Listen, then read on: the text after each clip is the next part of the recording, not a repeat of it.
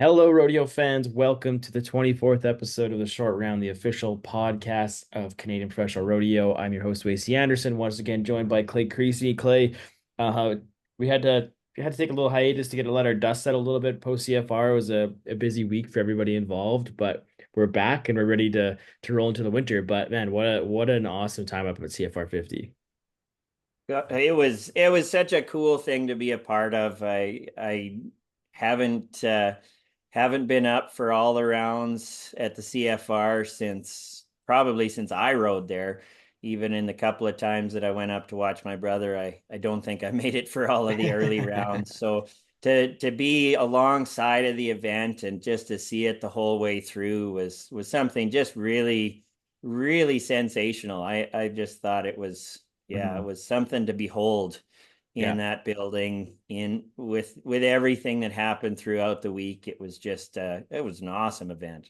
Yeah, I think it was such a cool thing to be in Rogers Place on Monday at a hockey game, and then they had steel and everything in there. It was, I know if you ask Tanner Grillitz, it was down to the wire, but they got her done and ready to go for a Wednesday night rodeo. And I think that's like, just to start things off, like hats off to that crew of Tanner and everybody putting in the steel and the dirt. Like I was around there kind of most of the day when they're setting things up, and it was no easy task, and they got it done, and it looked great in there. Oh, kudos to that team, uh, no doubt. I mean, when it was previously in Edmonton, I mean, they had it down to an art. I mean, they had the particular steel in a certain area, the boneyard out there. I actually, yeah, back in my college days, helped with setup and tear down of CFR and Farm Fair and everything. So got to see that in place back then. And Mhm. yeah, it's a pretty casual thing. I mean, the Oilers were shipped out of town for a while. You had all the time you needed to get things done and everything. Whereas this year, I mean, it's the first year for the full rodeo in there. You're Mhm. figuring out what pieces of steel go where, how to set up your pens. I know they got everything set up, and then they were constantly looking to figure out, okay, what can we do better here, what can we change. I Mhm. know they changed the delivery of the strip and shoot. I talked to Scotty Gunther yesterday. He'd said they'd changed the alley that those timed event contestants went around.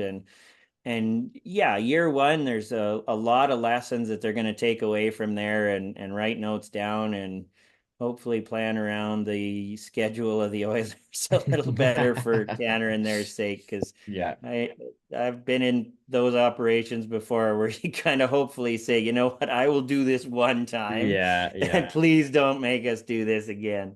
Yeah, no doubt. And I think we saw it, like the first performance maybe wasn't as smooth as they wanted it to be, but then by the time Friday, Saturday came around, it was rolling through and steaming through, and I think they kind of had it dialed into where they want to be. But like you say, there'll be lots of stuff they can take away going into next year, and I think it'll be bigger and better for CFR 51. I think a lot of people don't realize is that they didn't start promoting ticket sales until June of this year, which is, I mean, it's difficult for anybody to do that. But now, I mean, after seeing the end product, like you can't not be impressed with it. Like that Friday night, Saturday night performance was something to behold, with the amount of people in there and the energy and obviously the amazing action. So it's like it's kind of a collective round of applause for Pro Rodeo, Explore Edmonton, Rogers, pretty much every person who had a hand in making that happen, that week happen.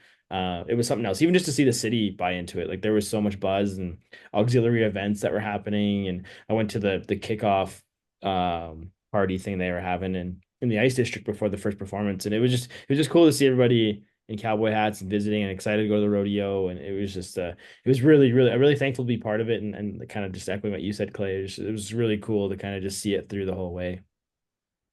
No doubt. And I know, yeah, Perf one, there was definitely hiccups. I know from the media perspective, being in that media room, results were the new systems they're using and things like Hmm. that weren't necessarily on point. There was just hiccups for a lot of people when you're again starting something from scratch Hmm. and everything. I mean, there's not that continuity that Northlands or the team there in Red Deer had built up in those 5 years. And so yeah, there's a lot that you had to start. But I remember, and I believe it was a Breakaway open that Wednesday night, even in that first performance when, I mean, notoriously, it's a little slower and things like Hmm. that. The energy in that building, even in that first performance, when they weren't overly full. It just kind of hit a person and you go, wow, like Hmm. this is something. And I think it just speaks to, I know when we had our interviews there at our live podcasts, those contestants that we're talking about, and really it was great to hear them take that long range perspective of it and say, we appreciate everything Red Deer did. The CFR wouldn't be carrying on if Red Deer wouldn't have picked that up and Hmm. ran with it for the time that they did. And as great as 2023's finals was, it was just an awesome send off there. I Hmm. think in the end, if you take that step back and you say, you know what, this is as big as this is going to get. And we kind of transitioned at the right time where, yeah, I mean, maybe there was a lot that could have been sorted out, but we've got year one under our belt. We know Hmm. what to do, and it's only going to get better. Oh yeah.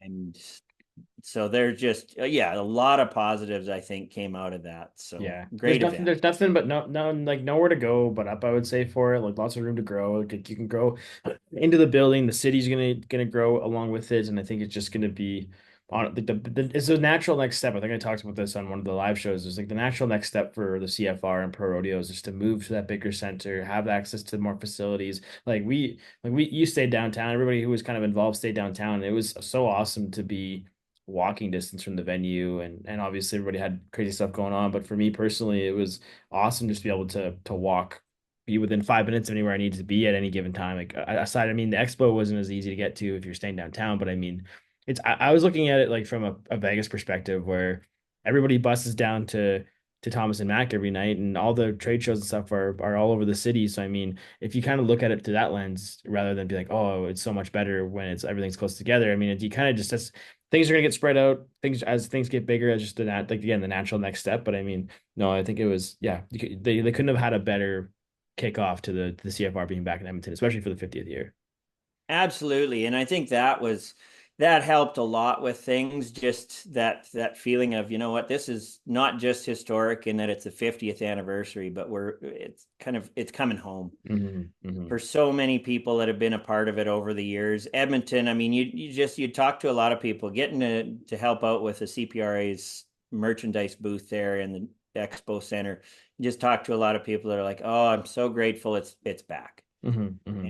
And you know, it was really cool because I had quite a few interactions. I mean, I met a lady that is over from England that had come to the rodeo and everything. I met another guy who had come down from, oh, well, I met him in the trade show. He couldn't stick around for the rodeo because he was down for a medical appointment from the Yukon, Oh wow. but he still made a point of checking out the trade show Hmm. and things Hmm. like that. And, you know, even if he didn't make the rodeo this year, hopefully for him, the buzz of everything sparks that interest to come back. I mean, we're at a point in the sport of rodeo where we are attracting those people that Hmm. this hasn't been their whole life, and that is important for this sport to grow. I mean, we need to 100%. be developing these casual fans that suddenly develop that rabid desire to follow rodeo, Hmm. and Hmm. with everything we've got at our fingertips these days with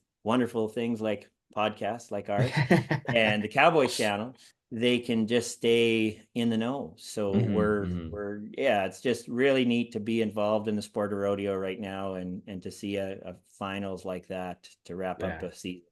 Yeah, and outside of all the production and everything else going on in the city, the rodeo was second to none. That was the best CFR I've ever been a part of, and being at ground level, you see all the awesome stuff that happened. It was something else. So, I mean, with that, Clay, let's quickly run through the list of Canadian champs, and then we'll maybe get into some of the storylines and stuff that kind of stood out to us as the week went on. Because this is really not new news to everybody. Everybody kind of knows who won, but I'll quickly just list off our champions. So in the bareback riding, you got Cody Lamb, who came back, won the championship and the aggregate at the CFR, had an awesome week. We'll get into more of what Cody did in a few seconds here. Dalton Massey wins his first Canadian title, puts a stamp on a great season where maybe last year coming in, he didn't kind of deliver after having a great season in Canada. So congrats to Dalton. Brendan Lazier, aggregate winner in the steer wrestling.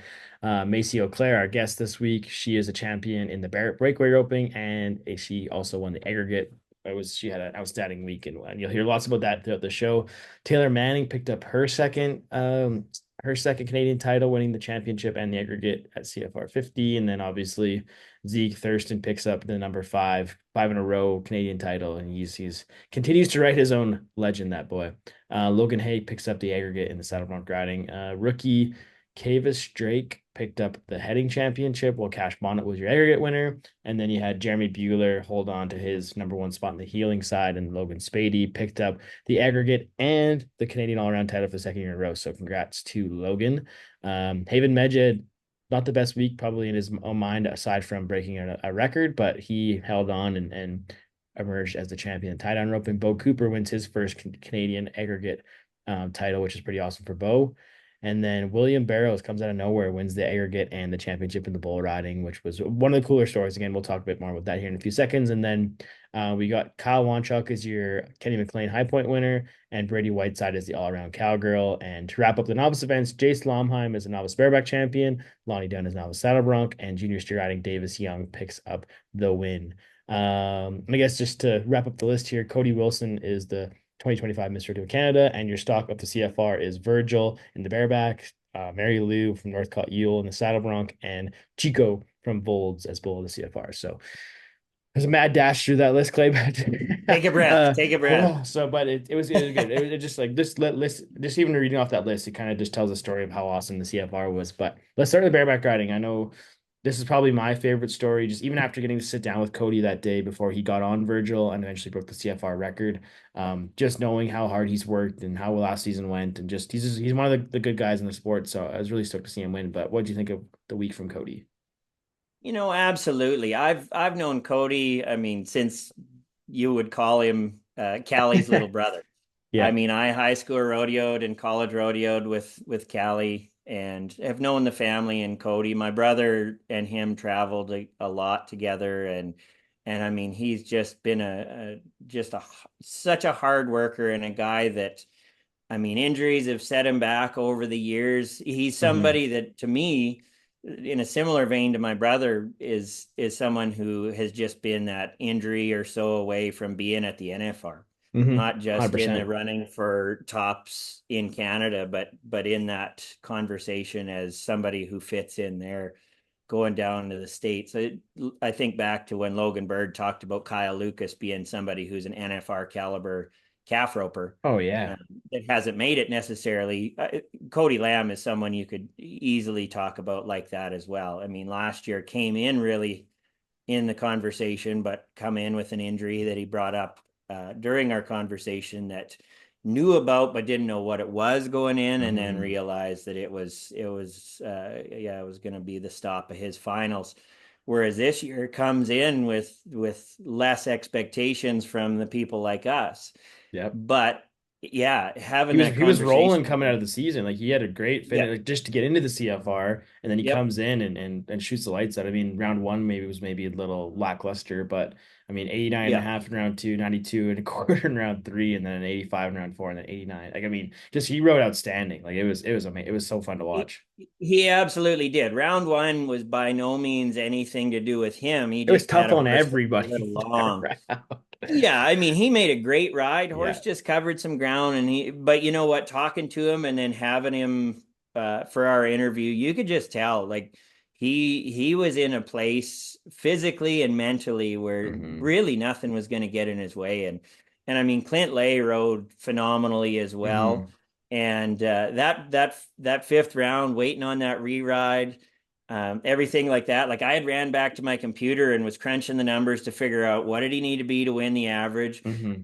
Jacob Stemo had such a great week as well, that he was a deciding factor in all that, because he ended up between Clint and Cody in the average. Hmm. So Hmm. that was a big part of what allowed Cody. I mean, he might have been able to get by without tying Clint and still won the title, but for Yep. him to just put his stamp on that, having that rewrite on True Grit, Oh. and just finishing that weekend to say, you know what, I do belong here on top of this stage with these champions. I mean, it was one that you just, I mean, I got pretty excited about that Oh, one it was too. good. Yeah, it was fun. And it is one, and like before we move on from the bareback riding too, it's like you go back to round three with Cody and Virgil. We heard how excited he was and how dialed in he was to get on this horse when we interviewed him, but then it was there was so much pressure on it to deliver. Like that night was so amazing because there were so many great matchups and storylines that could have went like the way they did, or they could have not went the way that they did. And I mean, it doesn't happen every day, but it was just awesome to see Cody. As soon as it's kind of what Tyler talked about Thompson, where like just he hit him hard those first few jumps, and the rest of it was just amazing. It was so fun to watch and be arena level for that. And cool thing about it was is like Virgil is always a tough one to follow indoors. Like indoors versus outdoors, Hmm. Virgil and horse of the CFR because he had two outstanding trips. But Hmm. there's always kind of been this MO that, oh, you just never know what you'll get out of him on the second trip. So one thing that C5 Rodeo did was they actually switched deliveries on him. So he Hmm. was I mean, he's primarily been a left his whole career, but they switched him to the right for Cody, and it just worked gangbusters. Hmm. Like Hmm. that horse definitely, when you talk about somebody having a mind of his own, he is his own creature in charge of his own agendas. Yeah. But yeah, Cody, I mean, there was just, yeah, there was never a doubt. It seemed Hmm. like just zero question in his mind that that round was going to go the way it was. And just, yeah, again, a cool championship moment to Yeah. start them off. And cool just to like hear the story of him, how he's manifested that moment for years and years and years, and for it to finally come true. It just shows like kind of the power of positive thinking. Okay, let's roll on here, Clay. So steer us, and like I said, Dalton Massey picks up a win. Had a great CFR, won a couple rounds, finished somehow still finishing the average with getting a no time, which is pretty solid for him. I mean, there's really not much left to say. Like that last run that he made on Friday to be 3-9 was something amazing. He jumped like 6 feet to get on that steer's head and still won the round. So he's an impressive guy, and I will not be surprised if and slash when he wins the world title. Absolutely. I mean, came into CFR and NFR last year in number one, didn't quite have the finals that he would have likely hoped to have. This year again, top guy coming in or near the top. I guess up here he wasn't quite, but down in the Hmm. States he is again. And yeah, that steer wrestling was kind of all over the place because Hmm. I mean, yeah, had that no time, and Scott Gunsner had that broken barrier in the afternoon, and it just kind of seemed like that the air was out of their sails, and that would be the Hmm. end of it. But geez, that finish and winning that round, and just having the other guys. I mean, Brennan Lay was a Lights out, big man. player in that Oh yeah. championship race, not just the aggregate. I mean, he Hmm. bulldogged outstanding all week long. Oh yeah. Um, And kind of quietly, like he won round four, and then he kind of just plucked away. Like he really didn't like make a whole bunch of absolutely, noise, it was. but yeah. Yeah, it was kind of when he won that round four, it was one of those things where it's like check notes. Holy cow, this guy's really in the middle of it. And I, Yeah. I had stopped to talk to him. I mean, he local guy here, both his family and my family are selling cattle today in Veteran. And I mean, he is a quiet guy. Yeah. Yeah. Brandon is a speak louder with his actions and words character. And but even talking to him, you could see he was ready for it. And then Yeah. he by no means did anything wrong in that last round. He just No. ended up a little bit too long to kind of make up for what he was behind going in. And Dalton just, yeah, knew that it was all or nothing, and he just went for that and came back to claim it. And just, yeah, it's always cool to see. I mean, you don't want it to just end up being that, okay, you got to be consistent and you got to win the Yeah. average. There are more than one Taking way to win shots is way more titles. fun, man. It's great. Because Absolutely. I found the afternoon performance. It kind of was. I felt like everybody was maybe a little, like not the contestants wise, but like maybe the fans were a little bit hungover. It was a little bit sluggish. 11 a.m. rodeos now to really eat. Like it was kind of there's a little bit of a sluggish vibe in the air, which is totally fine. But we saw a bunch of the races get blown up with people missing and doing stuff, and it just kind of threw a wrench into everybody's like ideas of what was going to happen Saturday night. But I mean, yeah, it was kudos to Brendan for making it happen, and then Dalton chipped away, and then like taking that big shot in the last round was it was just from a content perspective and a media person perspective, you couldn't have asked for a better way to finish it off for him. Absolutely. And I think historically, that Saturday afternoon performance has always had that little bit of lag, as you Hmm. say. Everybody got a little bit of fun Friday night, Yeah, and just been there a few days already. And it just speaks to how this year, without the Sunday perf, some those more mistakes are urgency. just even more magnified. And suddenly you realize it's like, holy yeah, like before we had two more rounds to get around whatever had Hmm. happened by now, but today's today. This is Today, it. this is Like last we're out chance. of it after this. So Yeah, that just but yeah, I know trying to follow the events, the Bulldog and that was Saturday tough. afternoon, well, like you say, it was just like Yeah, all of a sudden yeah, there were some things that happened that you're like, holy cow, this just changed significantly. yeah. It was pretty interesting. All right, let's keep it moving along, Clay. Heading into the Breakaway Open, I think historic for many reasons. Obviously, part of every performance for the first time ever, first major rodeo association to do that. Obviously, Macy Auclair, she was the story of the week, our guest on the show. She wins 3 rounds, wins the aggregate, uh, breaks the Canadian record, wins her first Canadian title. I want to say she sets a record for earnings in the season for ladies breakaway roping, which is going to keep changing it, I think, every year from now on. But I mean, there's a lot of things happen, a lot of history being rewrote in the Breakaway Open over CFR. What a finals for Macy. I mean, she started strong. She ended strong on her birthday, and I know you got into it a bit with the conversation, but I'd saw here after the finals they had shown her goals for the season, and one of those was to win the round on her birthday, which was the third night or third round, and how not only did she win it, but sets a Canadian record there. And in interviewing her, she was telling me about how, won a round and placed in the second round, but still wasn't happy with her roping. And that just goes to Hmm. show that championship mentality of there's always something you can be working on. You hear the best in the game of any sport, they're never satisfied. And so her mentor there, Cody Ole, she reached out to him before that performance on Friday and set up her dummy and set up a FaceTime and was practicing and cut a new rope and Hmm. just not happy, changing things up and getting ready and to have those results the way she did. And I was standing beside Travis Whiteside on that last performance watching. And I mean, obviously his two girls are roping there as well. And I mean, she's the last to go on the Saturday night. She didn't Hmm. need to do anything to take that championship, and she could have just sat back. Yeah. I mean, Travis even said, I imagine she'll just make a nice run and finish this off, win the average and everything. And then she just said, no, No. these go rounds. I mean, there's money left on the table and I'm Hmm. greedy. I'm not leaving it for anybody else. And got that last round split. And she, even though it is that first year and sometimes you say, oh yeah, no, there's a record holder because it's just new.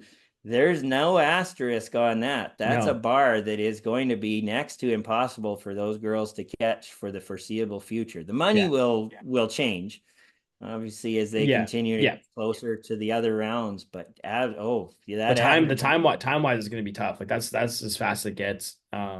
And even like with the CFR being a shorter score, that might be the only the only places you can find somebody who might beat it. But yeah, it was impressive to watch her and even in talking to her and just hearing her mindset through the week and how she didn't want to play it safe and she felt like if she were to play it safe, it would cost her. So kudos to her. And I think another cool moment that I really enjoyed was how she split the last round with her traveling partner, and their victory lap at the end was probably one of the best of the week. So um, I think we don't need to dive too much deeper into Macy as we have a really good conversation with her coming up here right away. But yeah, kudos to her. Congratulations once again. That was like for me one of the highlights of the week was the breaker roping in that story. She kicked ass, which was so it was super fun to watch. That takes us to the ladies barrel racing. Taylor Manning shot out of a cannon, won the first round, got second in the second round, picks up an aggregate title and her second Canadian title at just 20 years old. I mean, what a start to a career at the end of the day. It's just a career that I mean, I mean, her she's made parents. 7 CFRs at 20 also, which I think it shouldn't be like a startup career. Like she's accomplished so much at a young age. Absolutely. And I know even listening to Cassie talking to her and stuff, I mean, I don't think she really comprehends how historic her career already is. And I it's easy to do when you're Yeah. that age and Yeah. everything, but she has set such a high standard for herself, and that comes from the family support and the drive that they have helped to nourish in Hmm. her. I mean, Jay and Shelly, they have packed those kids around rodeo and ensured that they are at the top of their game, and that she's riding great horses, and it takes a village, and she's got a great village in her corner, and she just again had an amazing finals. I mean, had a great finals last year, was Yeah. Yeah. in the contention for it there, and everything, but had, I think, a barrel or two that went down, whereas this week she just was unstoppable. And yeah, a great final. That barrel racing was tough. It was It tough was and it was fun to really watch. tough. It was quick. Like again, it's an energy event. I kind of put in the same category as a breakaway, where it's fast, time, but everybody gets excited, and it brought the energy every night. It was fun. It did, and as we talked about at the beginning, I mean, the barrel racing and the breakaway roping, those got the crowd into it from night one. Hmm. And for myself, with all of the rush of getting the dirt in there, getting everything, you get that personal worry, and you can only imagine what those barrel racers are thinking going into night one, like, Yeah. what's this ground going to be like? Yep.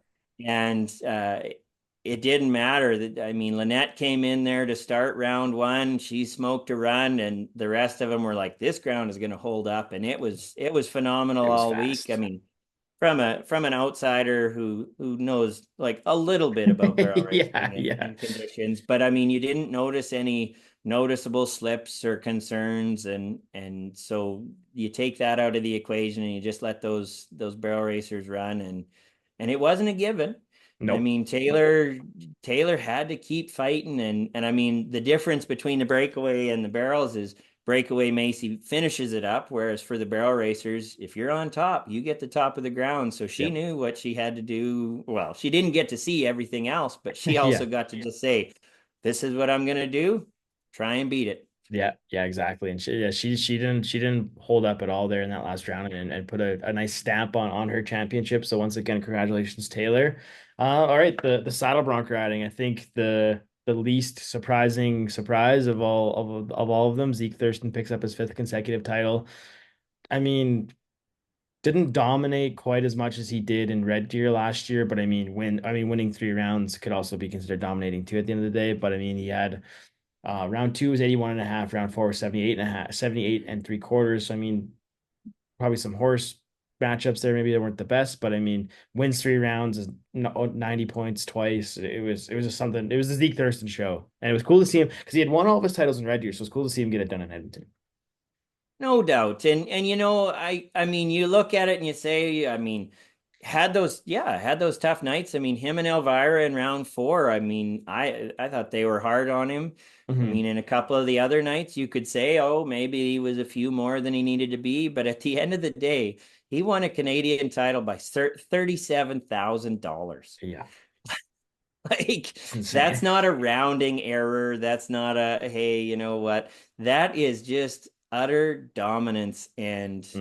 And it came down to, I mean, it was a two-man competition, it seemed, coming in there. And I Yep. thought Lucas Moxa had a good finals. I mean, Hmm. he had some matchups that didn't go his way, didn't end up taking a lot of money out of there, so that kind of pushed him back. And you see Logan and Leighton had great finals and come up there. I mean, the final standings look a little different there. I mean, seeing Wyatt Casper buck off at the end, I mean, he had just kind Surprising of too. worked his tail to get in there at the end, so Hmm. he was a ways back as well. But yeah, it was just a matter of, I mean, Zeke was so dominant, came in season leader, stamps on it night one. Again, you get some good matchups with some good horses there to win a couple of rounds, and it was more than enough. I mean, sitting there listening to him talking with Barb after he'd won the title, I mean, he is just the consummate professional. Yeah. I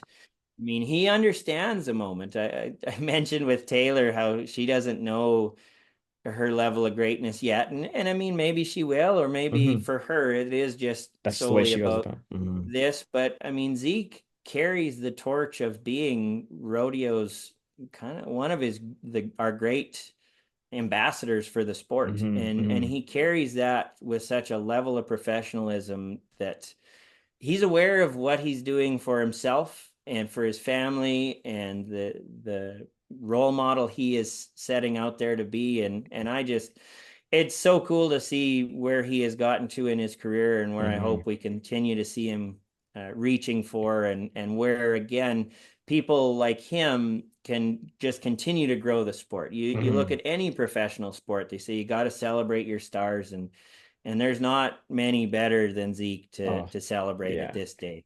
And there's no signs of slowing down like at all. Like I mean, he's like still a very young guy and so much potential to continue on to dominate like he does. And I don't know how many people are if you got a chance to watch it play the Face Off Amazon series with all like kind of the behind the scenes NHL documentary, but they follow around Connor McDavid. And I mean, I kind of could think of Zeke as our Connor McDavid, although Zeke's won a whole lot more than McDavid has. But that's the Flames fan and me talking. But anyways, you could just Not wrong. I'm an Oilers fan, and again, it's the 2-4-0 right now. yeah. You Flames guys are rolling, but it absolutely is. I mean, he is in that upper echelon of historic Yeah. Well, contestants that we've ever seen.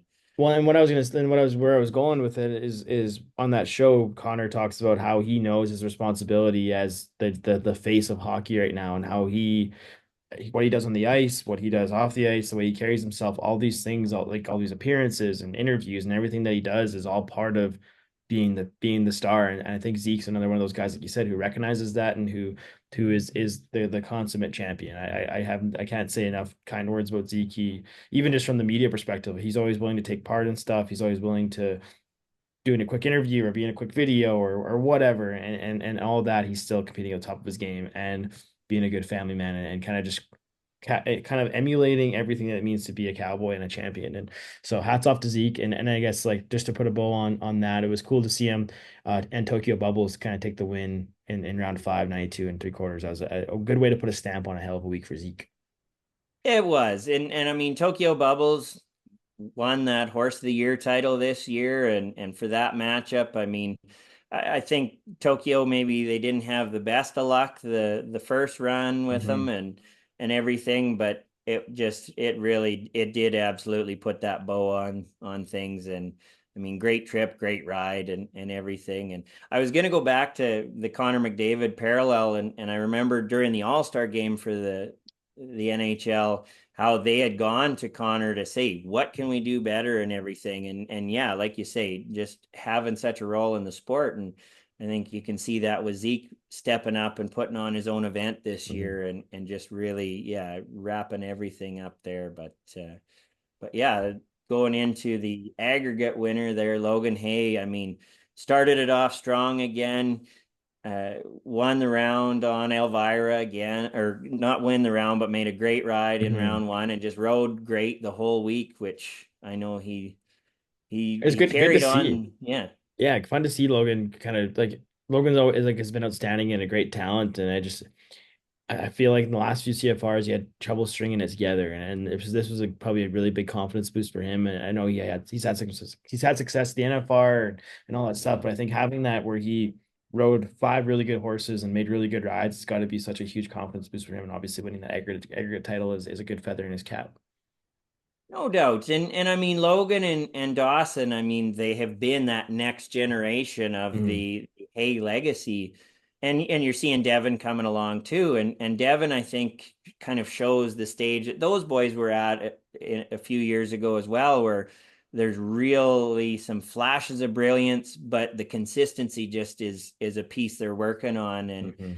And once they get that, then you know they're coming. And then we've seen them win Calgary. I mean, these are Yeah, it's not, phenomenal yeah, athletes. I mean, yeah, yeah. this is not to take away from anything they've done, but they're just, yeah, their careers are progressing. They're maturing and developing, and just, I mean, as champions at the very, very highest level, we're just seeing them grow and get better.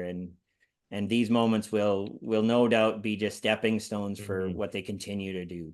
And I don't think there's people who have more fun on the road than Ben Anderson and Logan Hay, which is it's fun. Just being around those guys is just a fun thing, and they're good dudes. Good, and they kind of coattailing on Zeke, like they're good representatives of the sport, not only in Canada but in the U.S. as well. So I mean, they're building their own championship legacy, and hope to see it continue. And moments like these, like you say, are going to be building blocks to that. So super fun. Congrats to those guys. Let's jump into the team rope, and rookie Cavis Drake comes out of nowhere. Not even really comes out of nowhere. He kind of was around the season leader the whole year, but I mean has an outstanding CFR. But it was kind of similar to I guess even Dalton Massey in the steer wrestling. Like they were 4-2, then no time, then 3-9, then no time, then 3-7. But those times and those round wins, like him and Denham Ross, like they roped the lights out in Rogers. And those small buildings can be so hard. I think some of the headers and partner teams just had a little bit of trouble, but those round wins that Cavis and Denham had, they were just anybody who's thinking, how do you get it by in this building? You watch those runs back, Mhm. and I mean, they're not even across the arena yet.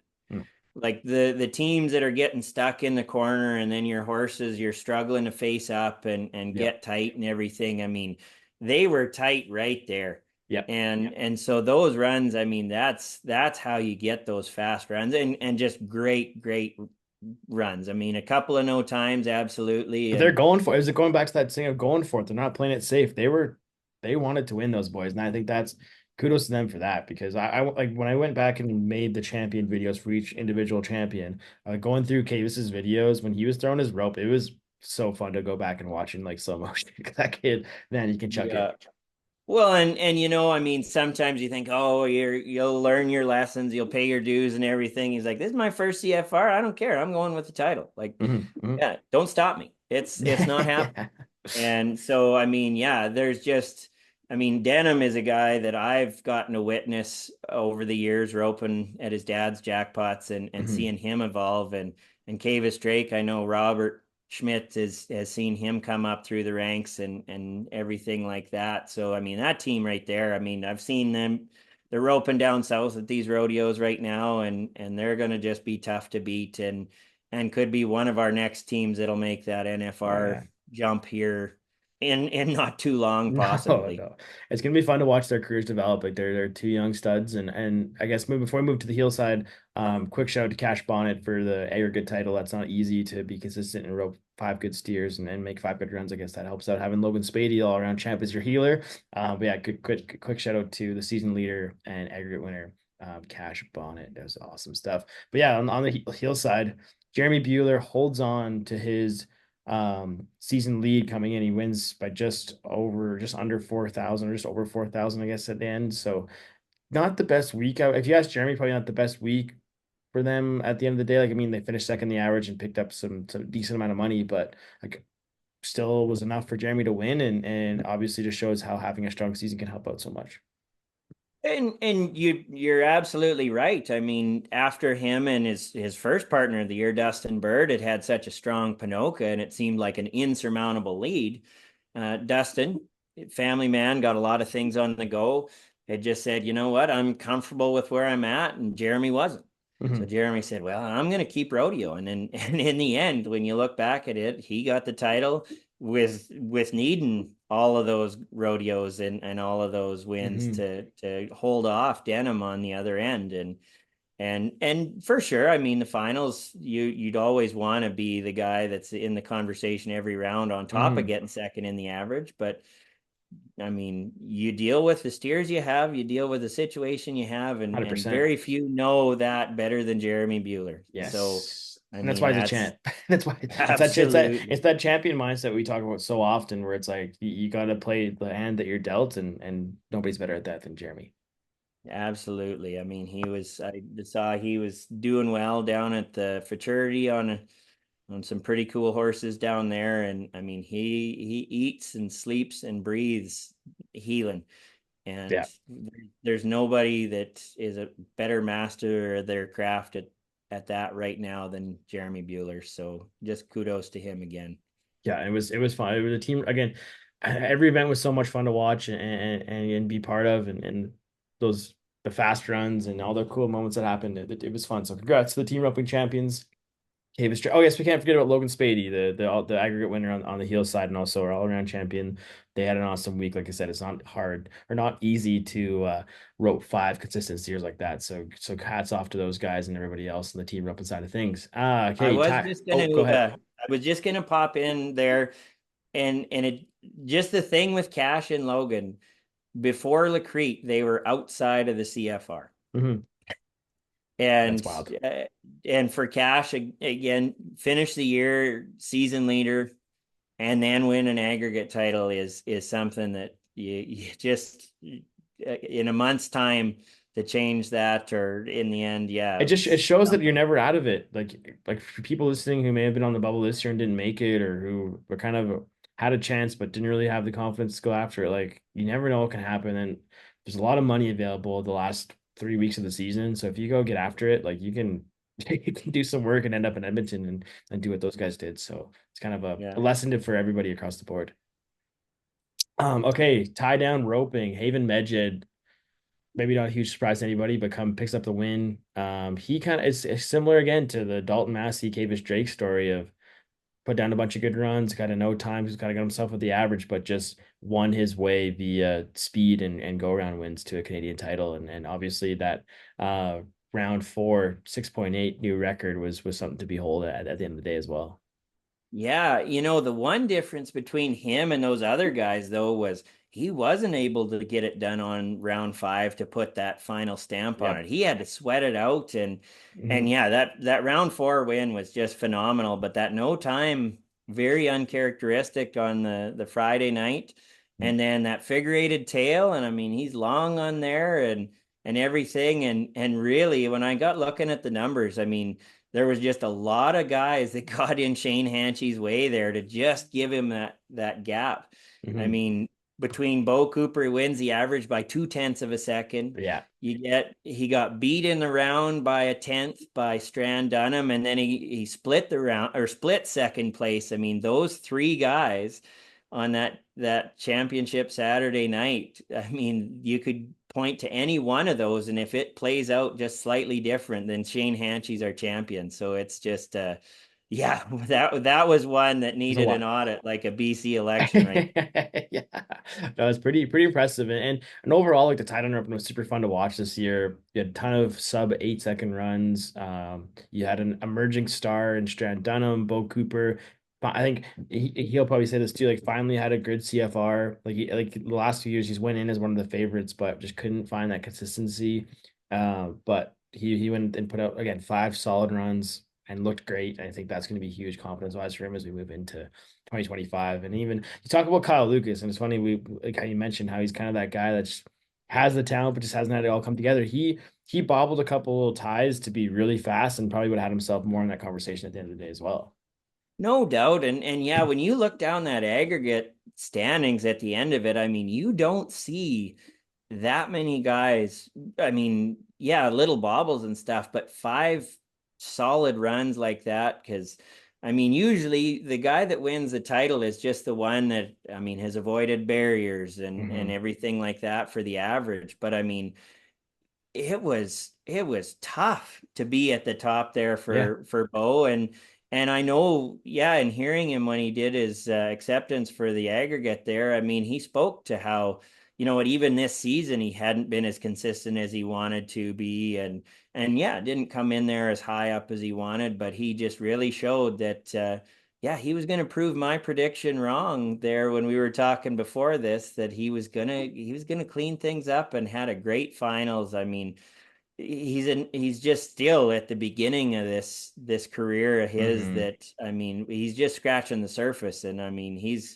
there's a lot more to him, and I expect a lot of big things from him, and how could you not cheer for Strand Dunham? I Oh, mean, Robert and I had him in that Wednesday when you were chasing cows downtown, and he just such a happy-go-lucky kid. I mean, your prototypical happy to be here, like head shoulders like this, and just smiles the whole way through. But Yep. I mean, he did not flinch all week. I mean, he just roped amazingly. And Hmm. I didn't know enough about him coming in, but boy, I left a Strand Dunham fan. Oh man, me too. He was And fun to watch, man. Like he ropes like aggressive and with speed. Like he's has all the oh, tools to be great.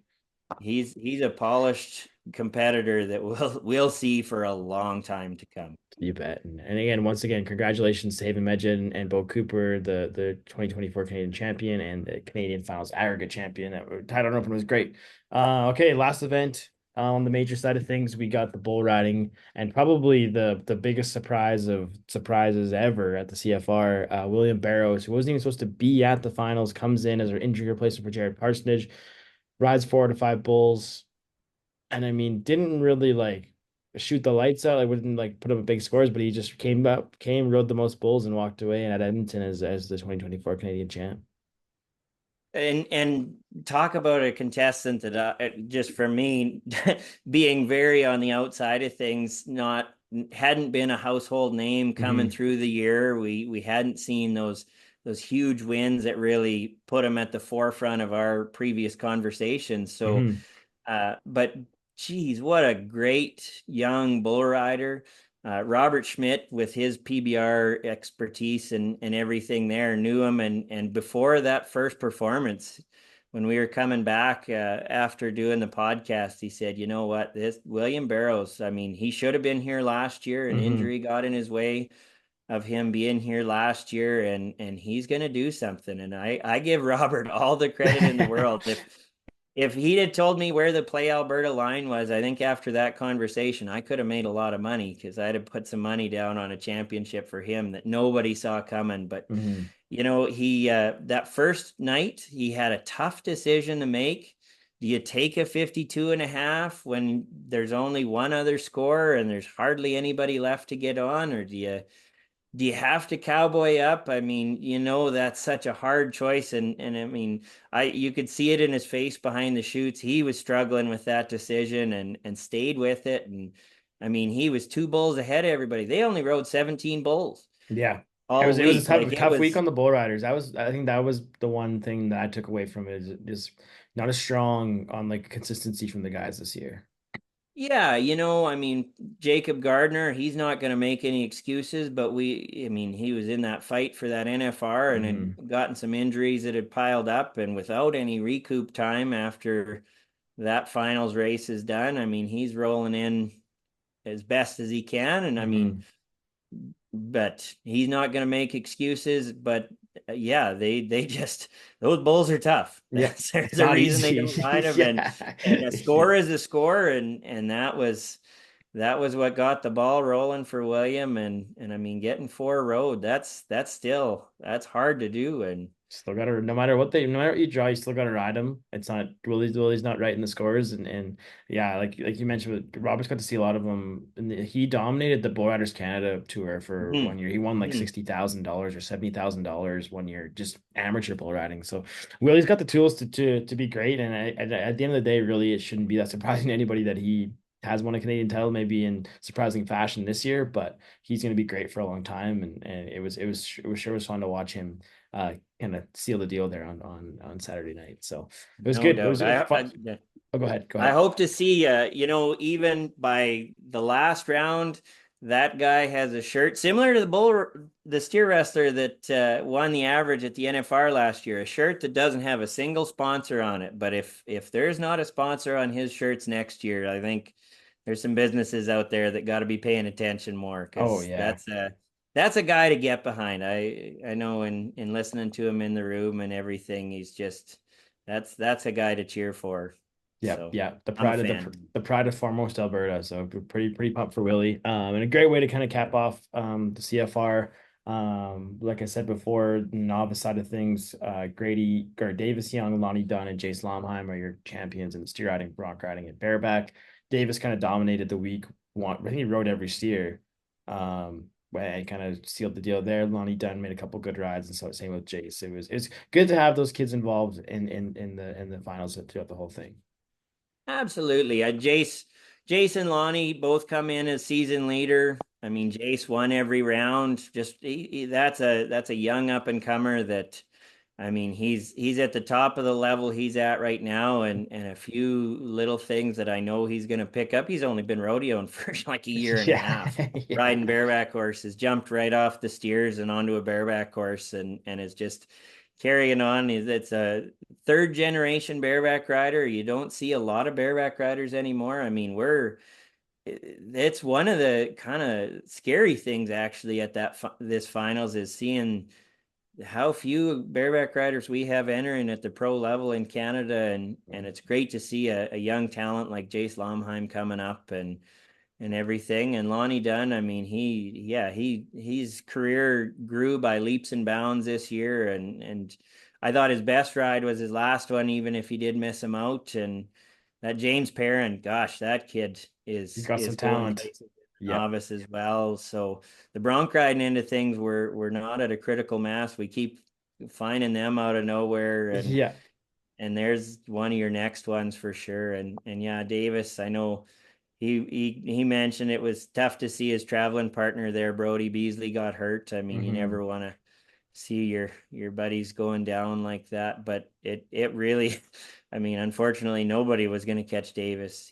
No, He he made was on some a tear. outstanding rides. Those were, I mean, I compare those the coolest steer ride I'll still say I've ever seen. I got to watch Stetson Wright the year he won the steer riding at Calgary, standing beside one of his uncles behind the chutes after helping my brother get on. And that one's always going to probably stay at number one. But Davis sure put a few on there for the record that were outstanding. You know, these kids that are riding one handed these days on a lot of these cows, when they get those spinners and they know how to make those moves like a Hmm. pro, it's just cool. It's good. And some of those rides would have placed in the bull riding, so that's off to Davis. It was good to watch. But I think we covered all the CFR things we need to cover, and I think that's a good place to leave it as we head into our interview with Macy Auclair.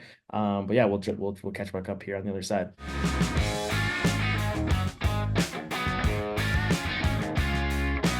Welcome back to the Short Round Podcast. We are pleased to be joined by the newest Canadian Breakaway roping champion, Macy Auclair. Welcome to the show. How's it been going? New champ. What's the feeling been like the It's last few weeks? been good. It's been exciting, just kind of taking it in. Been super busy.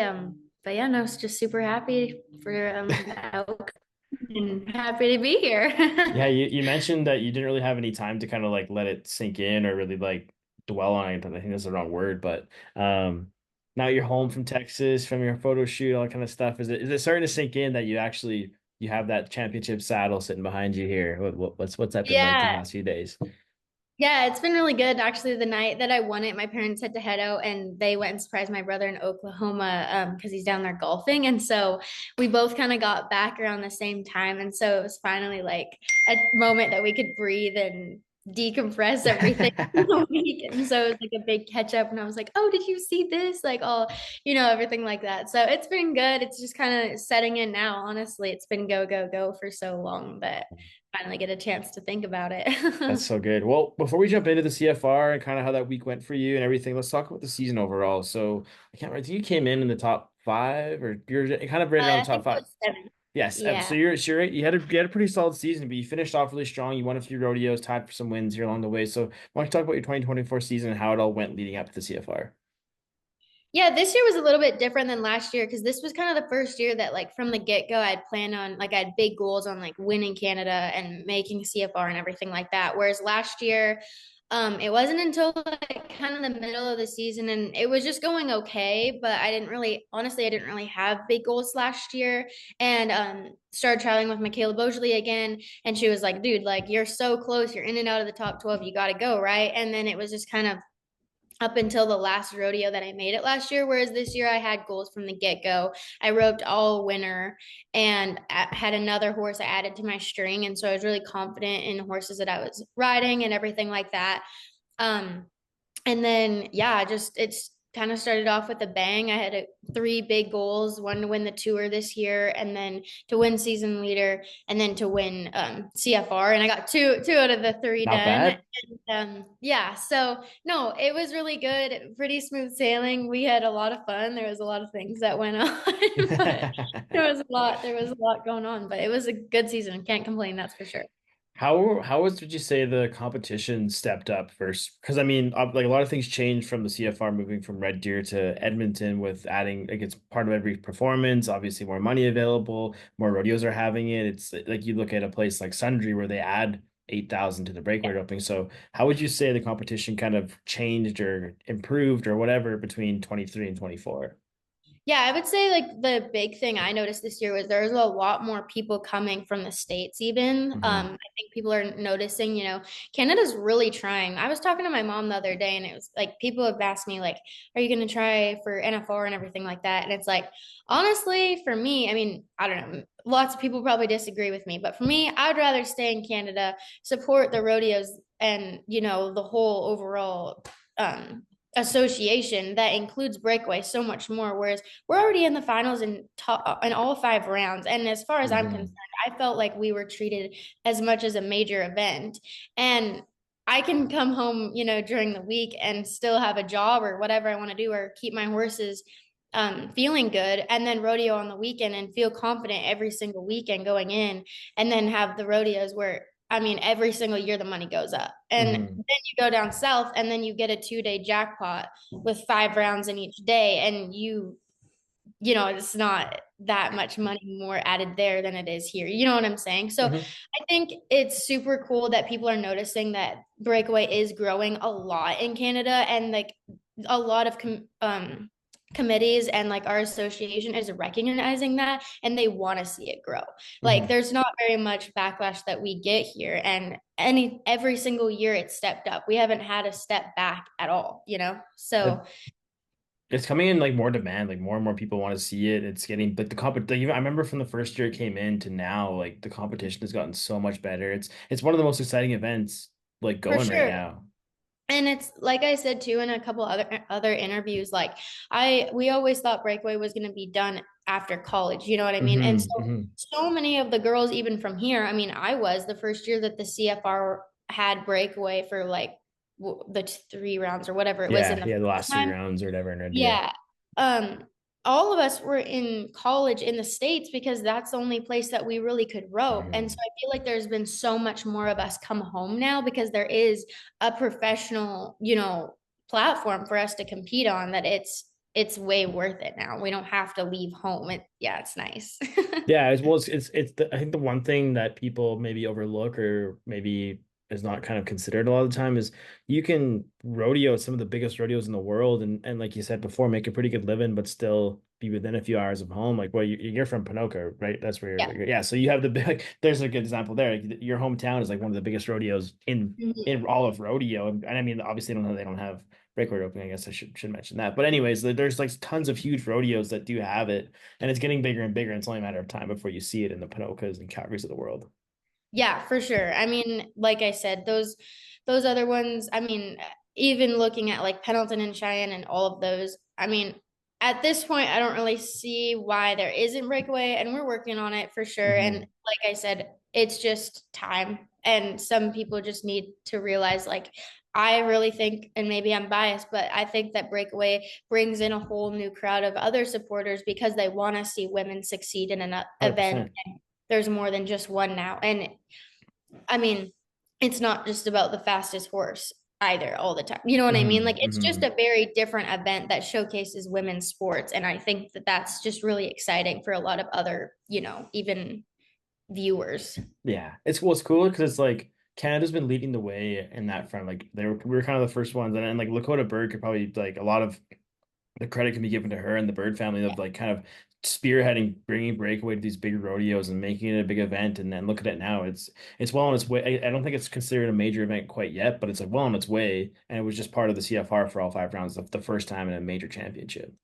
Yeah, absolutely. Yeah, no, I give seriously like all the credit to the Bird family. I mean, from the first year that there ever was Breakaway, and I think they did it for a few years until we started to like really grow, and they didn't necessarily need to give it for free. But I mean, Mhm. they brought the calves and supplied them for free. There was never a stock charge, nothing like that. And I was talking to Maynard the other day, and he said sometimes when there needed to be a $500 pay in for there to be Breakaway or whatever it was, Shauna would put the money up just so there could be Breakaway. And I mean, with everything Lakota's done, she's been the director. She has done Mhm.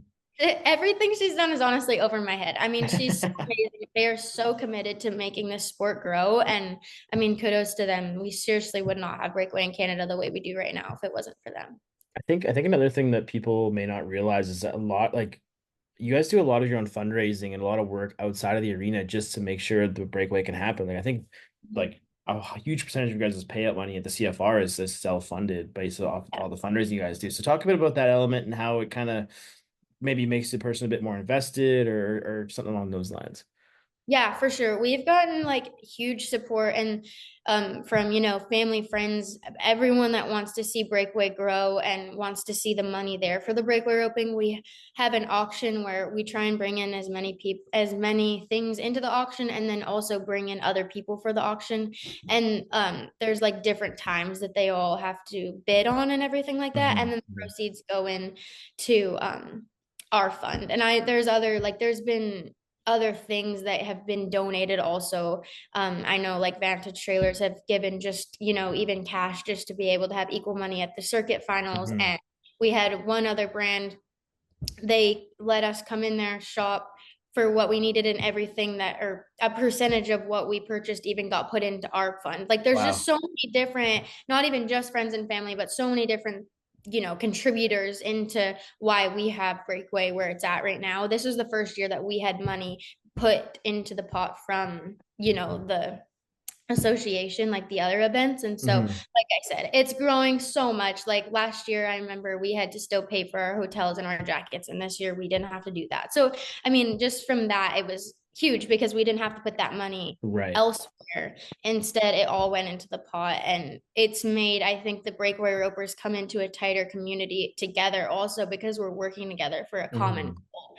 And so I think that that's been huge too, whereas we really are working together to make this sport grow as much as possible. That's just it. Like getting the buy-in is so huge. I think if any like new sport, you look at like the WNBA or the professional women's hockey league that's going on now, if you don't have the buy-in from the people that are part of it and actually doing the thing, it's obviously wouldn't be growing as much as it is now. Yeah, absolutely. Yeah, for sure. It's just something that needs to be done because if it doesn't, then it's just never going to grow. So, I mean, hopefully we get to where you don't necessarily have to do all the work at the end of the year. And I know that we've raised our fees and everything too, for all the Mhm. rodeos throughout the season also just to make a little bit more worth it. But yeah, no, it's definitely been a lot of brainstorming and a lot of um, teamwork, but it's definitely getting somewhere. So it's been worth it. So what do you think the next step for Breakaway is? Like obviously, like every year it seems like baby steps, and obviously the maybe the major event thing is probably what's next on the list. But in your eyes, what's the next step in the growth for Breakaway overall? Oh, that's a good question. I mean, like, do you mean I got the hard hitters here. Like I can. yeah.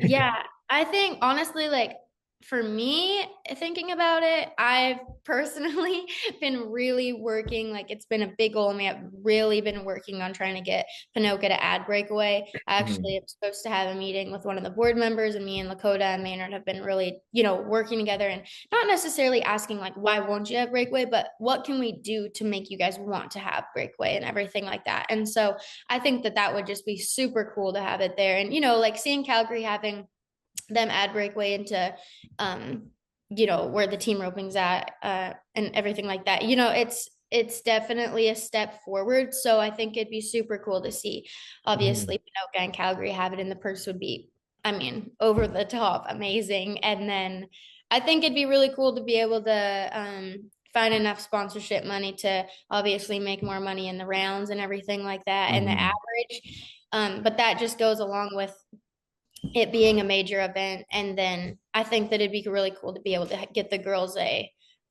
saddle for season leader because right now we just have the no, not Mhm. just We have Yeah. a rope can, which is super It's sweet. But cool. Yeah, yeah. But yeah, it's one of those things like for it to become that major event or be in that same grouping, that's the natural next step for it for sure. yeah, Um, absolutely. so this is kind of maybe jumping ahead a little bit with this question, but now that you've won a Canadian championship, do you feel like you're taking on a bit more responsibility as a representative of the Breakaway Warriors as a whole, or like are you just like what is that? Does it change anything for you being a champ now? Like not like it's gonna change you as a person, but let's like change maybe your outlook or how you approach things. Right. Yeah, I think that definitely, I mean, maybe after, the CFR has gotten recognized, or sorry, the breakaway roping has gotten recognized so much more, especially at this year's CFR with it being in all of the perfs. Hmm.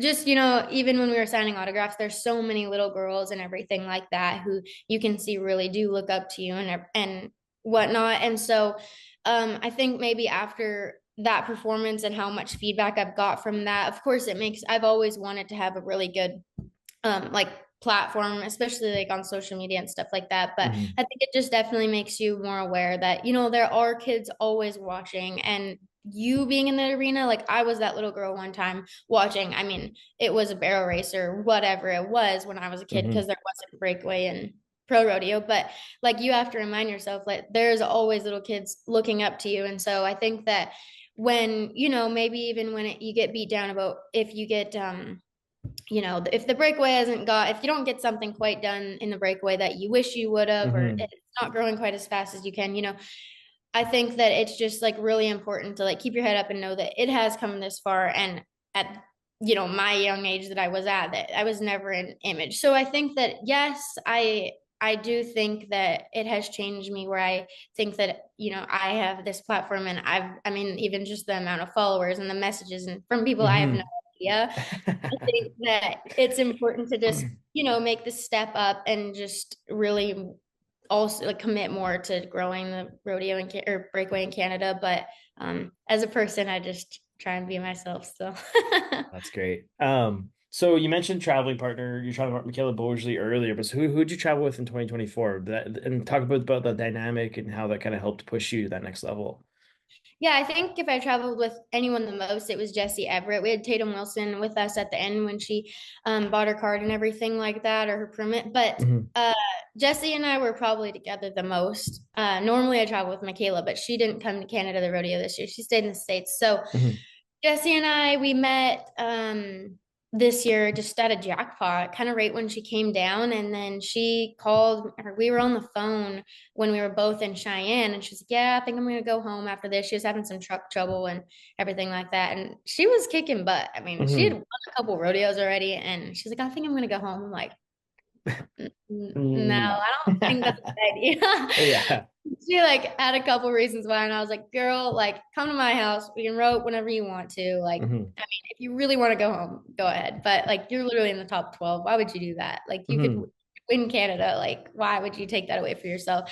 And so, anyways, I got her convinced, and she came back, and I'd say she was seriously at my house until the end of the season. After Hmm. that, that was around Calgary that happened. And so, anyways, ever since then, we've just been inseparable. Not very many people you can travel with all summer long and then go home and, sleep in the rooms directly beside each other, share a bathroom and hang out every day and not have a problem. I mean, from her helping me with my boutique, loading it up to stuff, mailing out orders, and then going and practicing in the practice pen together and getting groceries. I mean, we literally did everything together. We equal each other out pretty good. So tell me like what a practice session looks like with the two of you guys. Is it pretty competitive? Are you guys giving each other pointers through it all? Or what's the kind of the dynamic between the two of you?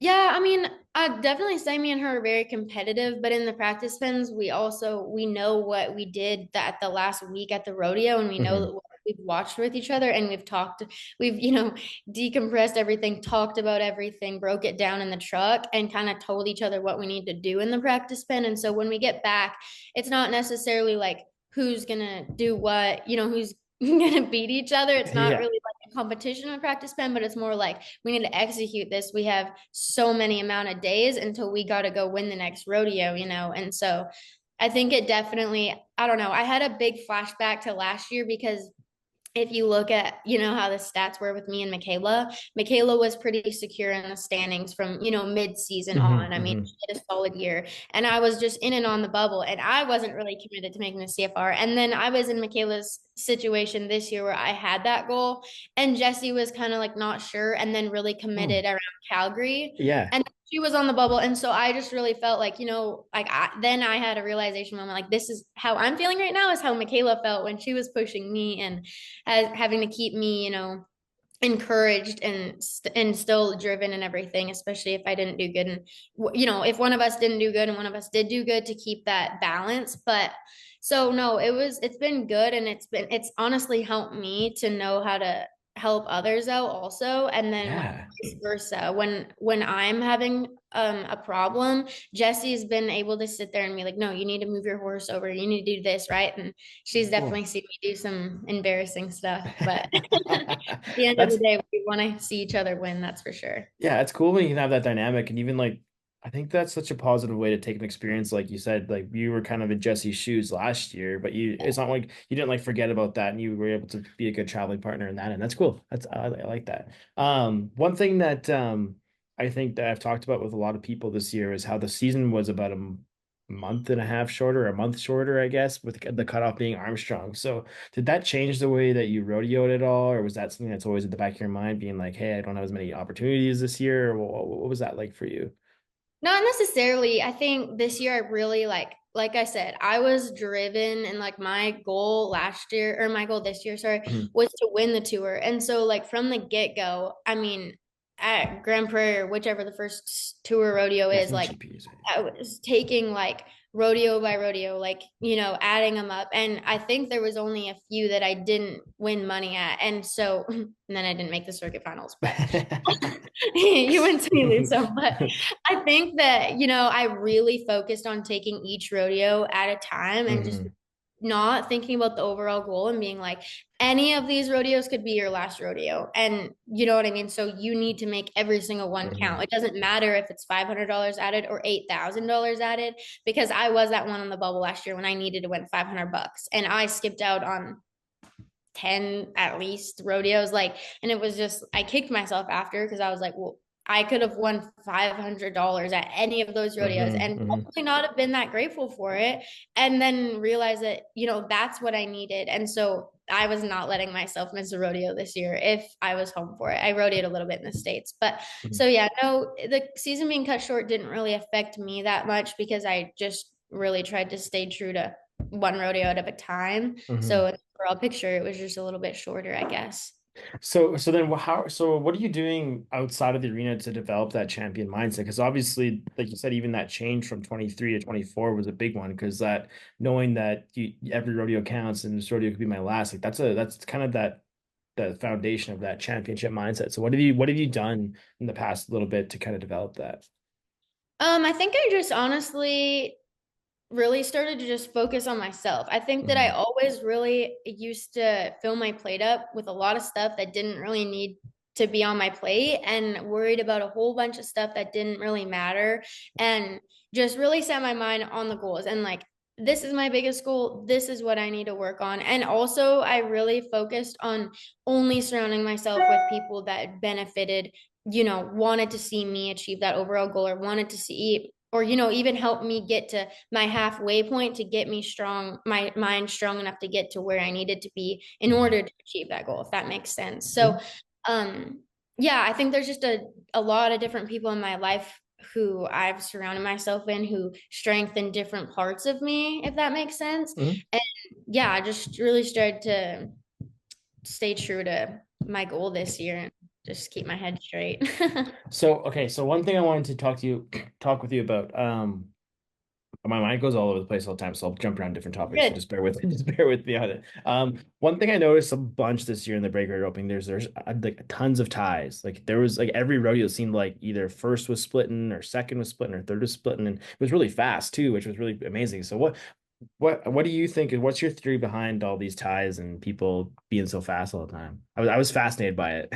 Right. Yeah, I think, well, in Canada, our barriers are definitely shorter than a lot of places in the States. And Okay. like when you move down south for college and stuff, you really realize that like, Hmm. oh, you actually have to sit here and see something and really work on your timing. And so I think that that's definitely a benefit. And then there's so many girls. I mean, there can be up to, I think there was like 50 at least entries in sundry, Yeah. like or maybe even 60. I don't know exactly. But when you put that many girls in, and sometimes there's a third draw of the calves. So, Hmm. for third draw, you know exactly what your calf's going to do too. I think that there's just so much room for opportunity. And honestly, at this point in the breakaway roping, I feel like it needs to go to the 100th because it's so fast. Like So it's close. so You guys are fast. crazy. Yeah, it's And then it's wild. hard too because it's like, you think about your runs too, and it's like, well, I actually technically was faster every single time because you have to rope your calf, your flag has to break off, and then the flagger has to drop his flag, and then the timer Hmm. has to hit the clock. And so it's just like, there's a lot put on you, but there's a Hmm. lot of stuff that goes on after that, Hmm. there's just so much. So that's why it's kind of hard when it's just to the 10th that Yeah.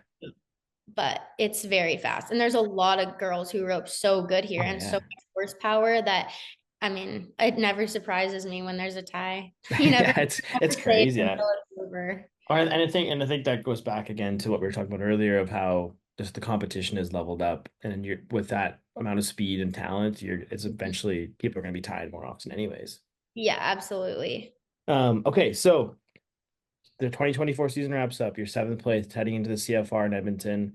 I guess talk a bit first about qualifying for the 50th CFR. Obviously, that's a huge achievement, and going back to Edmonton was a huge deal. What was that feeling like when you knew you had it locked in? Yeah, it was really exciting. I mean, even down to the last weekend, I think I was seventh, and like I said, I told myself I was going to win the season, and I really thought I did have a chance. The Mhm. money was It was super. tight.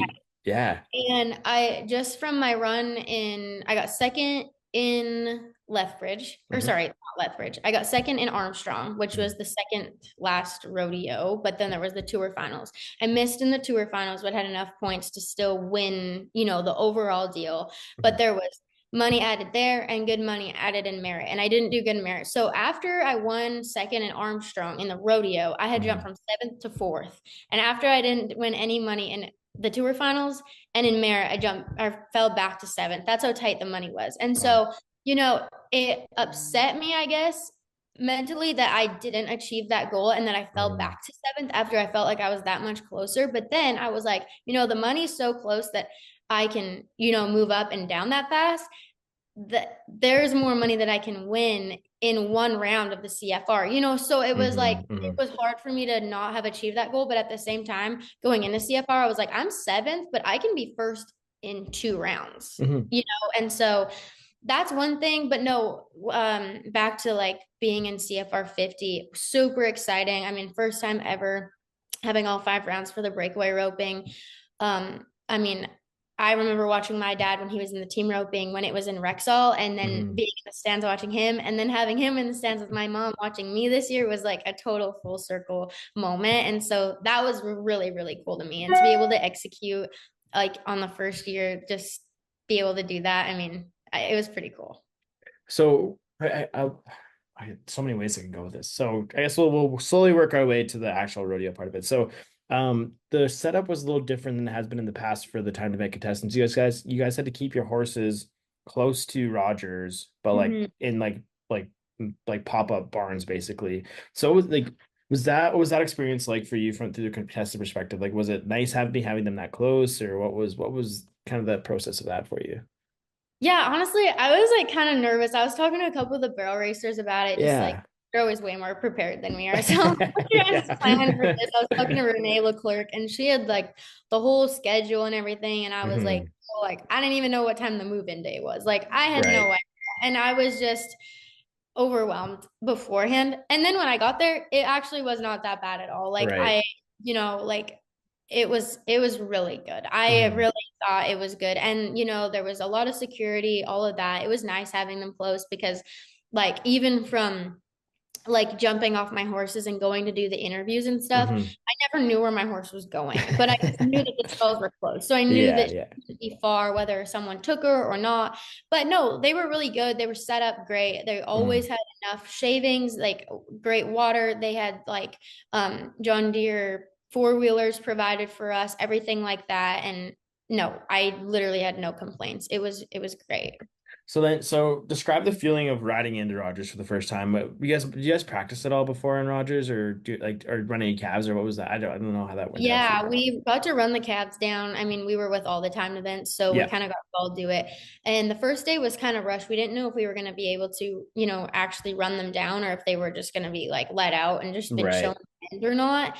And so thankfully we had enough time and they were like literally screwing the boxes in as we were waiting to like, it was like there was There's some a mad anxiety. dash. We were Yeah. all in there just waiting and I felt bad for them. I'm like, oh my gosh, this is stressful. But yeah, no, we got to run them down and I think that's a big thing too, like being able to see and just to be able to back in the box and to be able to just run a calf down is so good Hmm. for like visualization. Like I'm so grateful that we even got to do that, or even just to ride our horses in there that, right before we got to rope was so big because Hmm. I don't know, just being able to sit in the box for a second and just be like, okay, like this is how it feels, and stuff like that is maybe it's not a big thing for other people, but for me to be able to sit there and see how it feels and how my horse is gonna sit there and just kind of where I need to keep her angled was huge. So he gets around one.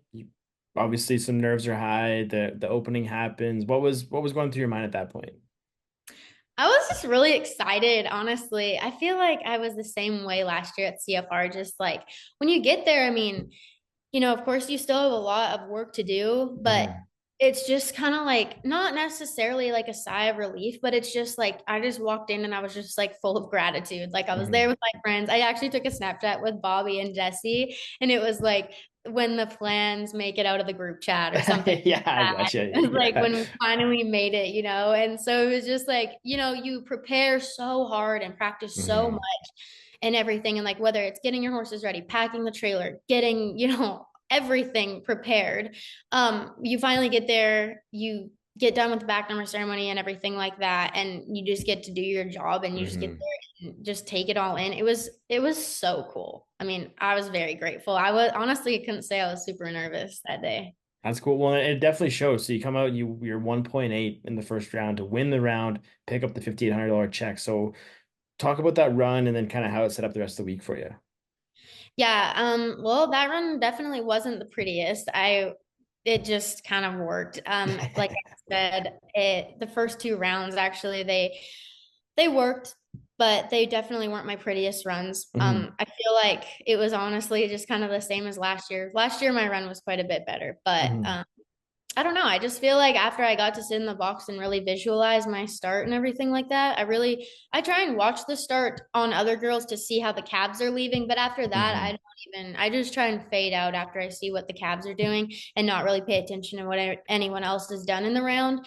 And so I knew that they were starting good. I knew it was the quicker pen that night. And my horse is so, so good when it comes to scoring with me. It just feels like it comes so easy. I mean, we push it almost every time. So it's Hmm. just I honestly didn't have that much stress going in my mind because I just knew I had a good one. And we got videos, when we ran all those calves down, we videoed all of them. So we knew exactly which one. Like I said, the girls, we all worked together for the common goal. Hmm. We all have the same videos. We all ran a different calf. And so then we talked to each other about how that calf was when we ran them that morning. And so no, it was good. It all came really fast and I don't know, there's not that much to explain about that run. No, was there like what was the feeling afterwards though, knowing you put that good run down, got kind of maybe even I don't even know if it would be the cushion or you kind of made up some ground in the standings. Like you said you could like coming in being seventh, you can make up so much at the finals. But Right. was it a bit of a sigh of relief or what was the feeling post round? Yeah, I think that just starting the week off on that high note definitely kept my mental game strong. I mean, I think Hmm.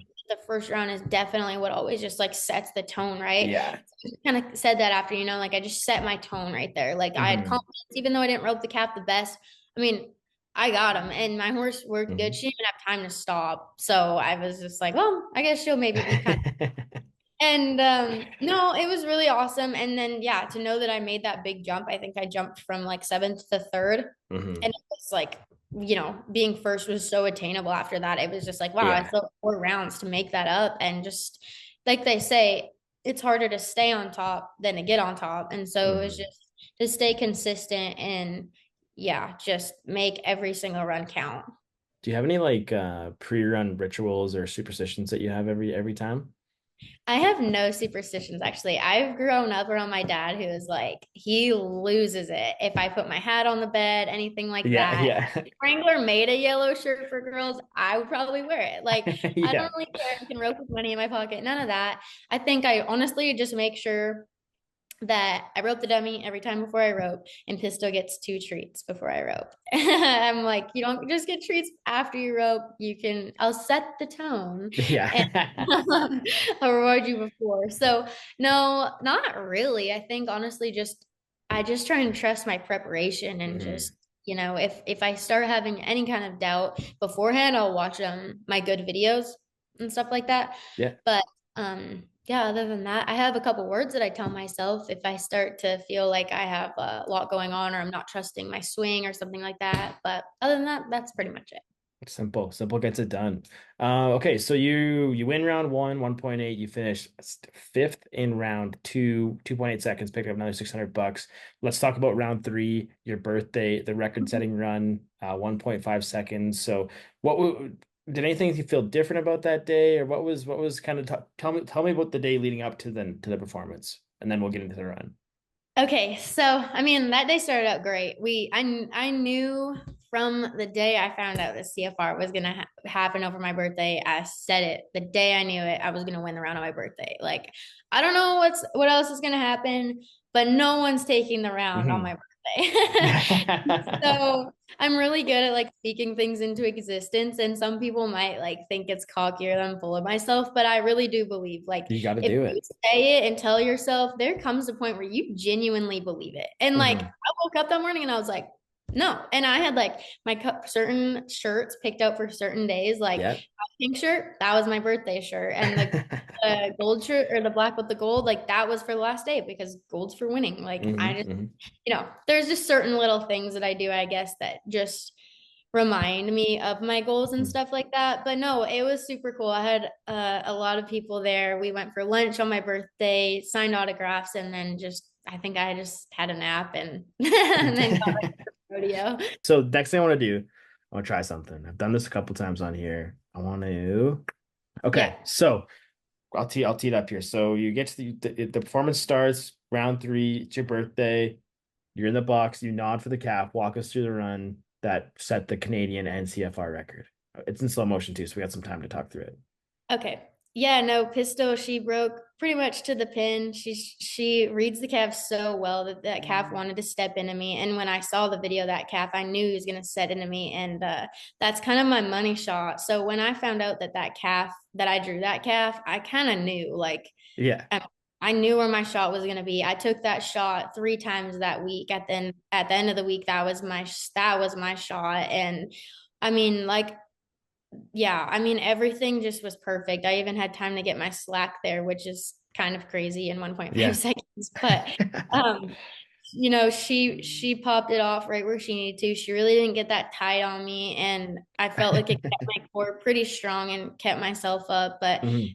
honestly, honestly, in that arena, scoring is so huge. I mean, if you're on the barrier, you have a shot there no matter really what calf you've got. Mhm. But um like kudos to that pusher, Colt Van Stratton. He literally tried his butt He off worked his every. butt all week. Oh, seriously, it was crazy. And he came up to me after and he was trying to give me all the credit for scoring, but I was like, man, like honestly, if you didn't push that calf the way you did, I don't know if I would have gotten out. I think I gave everyone a heart attack as it was. Like you can see in those videos and the pictures too. Like I'm so shocked. But yeah, it's kind of funny too. After that run, I was clapping because it felt good. I had Mhm. no idea what my time Yeah. was. That's why I wanted to ask. Like, you obviously got from this video, you can see just how like shocked and pumped up you are. Like, what was Yeah. that feeling like? I guess you didn't hear the time, but obviously you knew it was a good Yeah. run.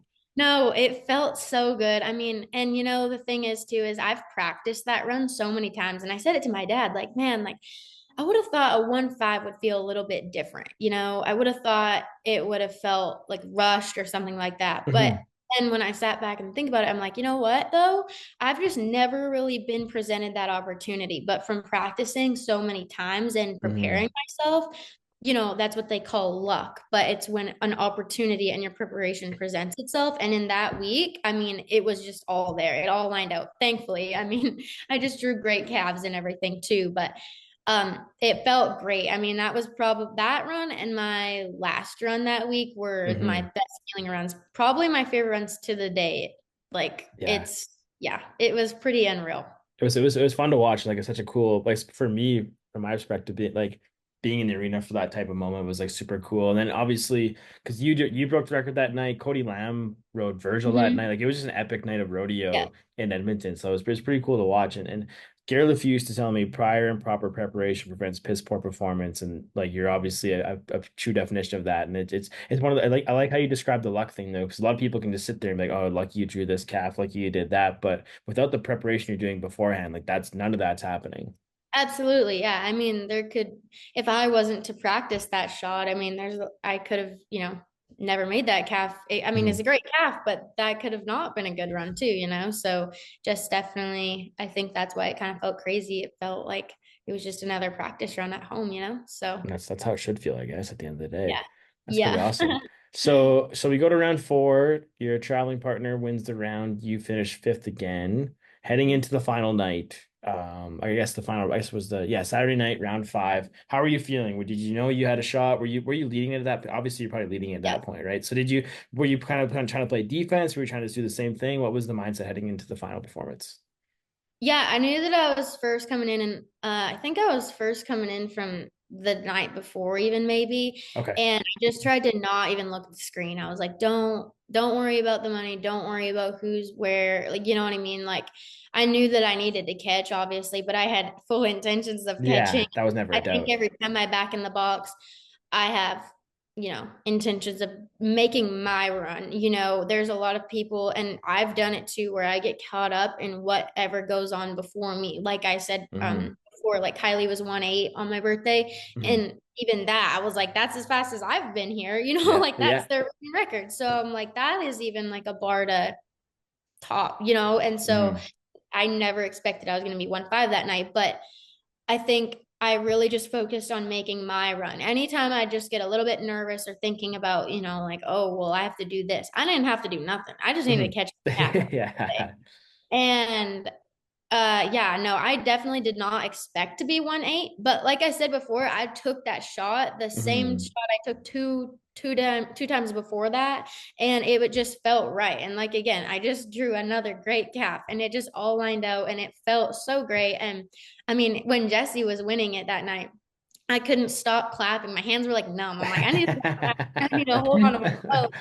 And yeah, no, I definitely was not playing defense. I had quite a few people ask me, like, oh, like, are you gonna back off or, you know, and no, because I think honestly, if I were to back off, I probably would have missed that calf. Yeah, Like I that's the would have missed the thing. barrier and not taken the start there that I knew. And I knew that Hmm. Krista was gonna be good because um in the afternoon perf, I had rode her up. I actually almost fell off. Almost fell, but I rode her up, and I wanted to see just a tick off the barrier because I was good in the average and I wanted to stay good in the average. Hmm. And I knew that it was a good, stronger calf, and I wanted her to stay good for the last round also. So I did plan on staying a tick off, which I was. And then I Hmm. just rode up there and then was 3-2. It was longer because I almost fell off. But anyways, it ended up working in the Yeah. last round, and I knew that she was just going to be on her game and she was going to be free enough to give me that shot again. And yeah, it was so cool though to be able to execute and be able to win the round with my traveling partner. I mean, that Oh, was just such a cool awesome. moment. That was one of the coolest moments again too from the whole week was the victory lap you two did. That Yeah. was that was probably one of my favorite things. So talk a bit more about that feeling of sharing the win with your child. Obviously sharing the win of the Canadian title, but also splitting around where she finished pretty close behind you at the end of the day.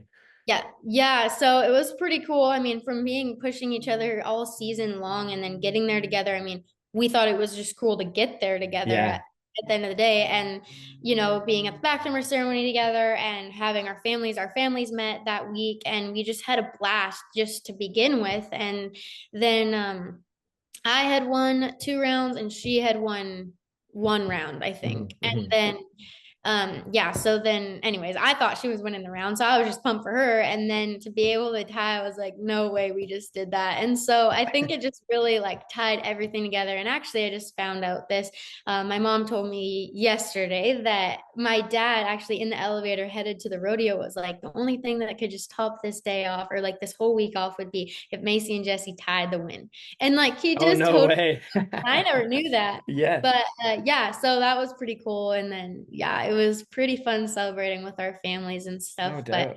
I knew that that victory lap was going to get pretty wild with both of us out there. Did you have a little like I told you so moment to her about how like the doubt she may have had trying to get to the CFR? Look, you guys Yeah. finished 1-2 in the standings at the end of the day. Yeah, no, for sure. I had said, so I don't know, something in the interview with her and Cassie. I was just like, aren't you glad you stayed? And she Yeah. tries to tell me that she's gonna stay in rodeo in the States this year. And then when I realized that she ended up second in the average and in Canada, I'm like, haha, sucker, you got to come back to Calgary. You made Calgary, so you're coming back. Yeah. So I don't know. I think I might have her convinced to come Oh, back. good. That's I'm fun. like, you can't just finish a reserve and not come back and win Canada. You got to Yeah, come yeah, back. try it. Yeah, try again. Definitely. That's Yeah. fun.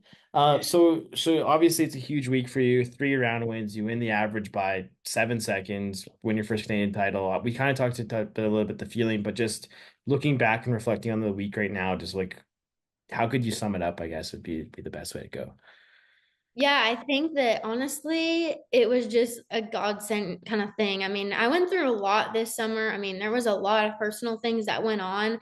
And just like, I don't know, I think I just really proved to myself that, like, if I really put as much work into other things that I was putting work into myself, there's a heck of a lot more that I thought I could accomplish than I could. And so, anyways, I was just super grateful. I was grateful to have my family there. I mean, the horse that I get to ride there, it was all so the fact that that was just my time. You wait so long to have your time. Hmm. And I had about 3 really tough years. I went one season 16 calves in a row that I missed, and I kept my Dang.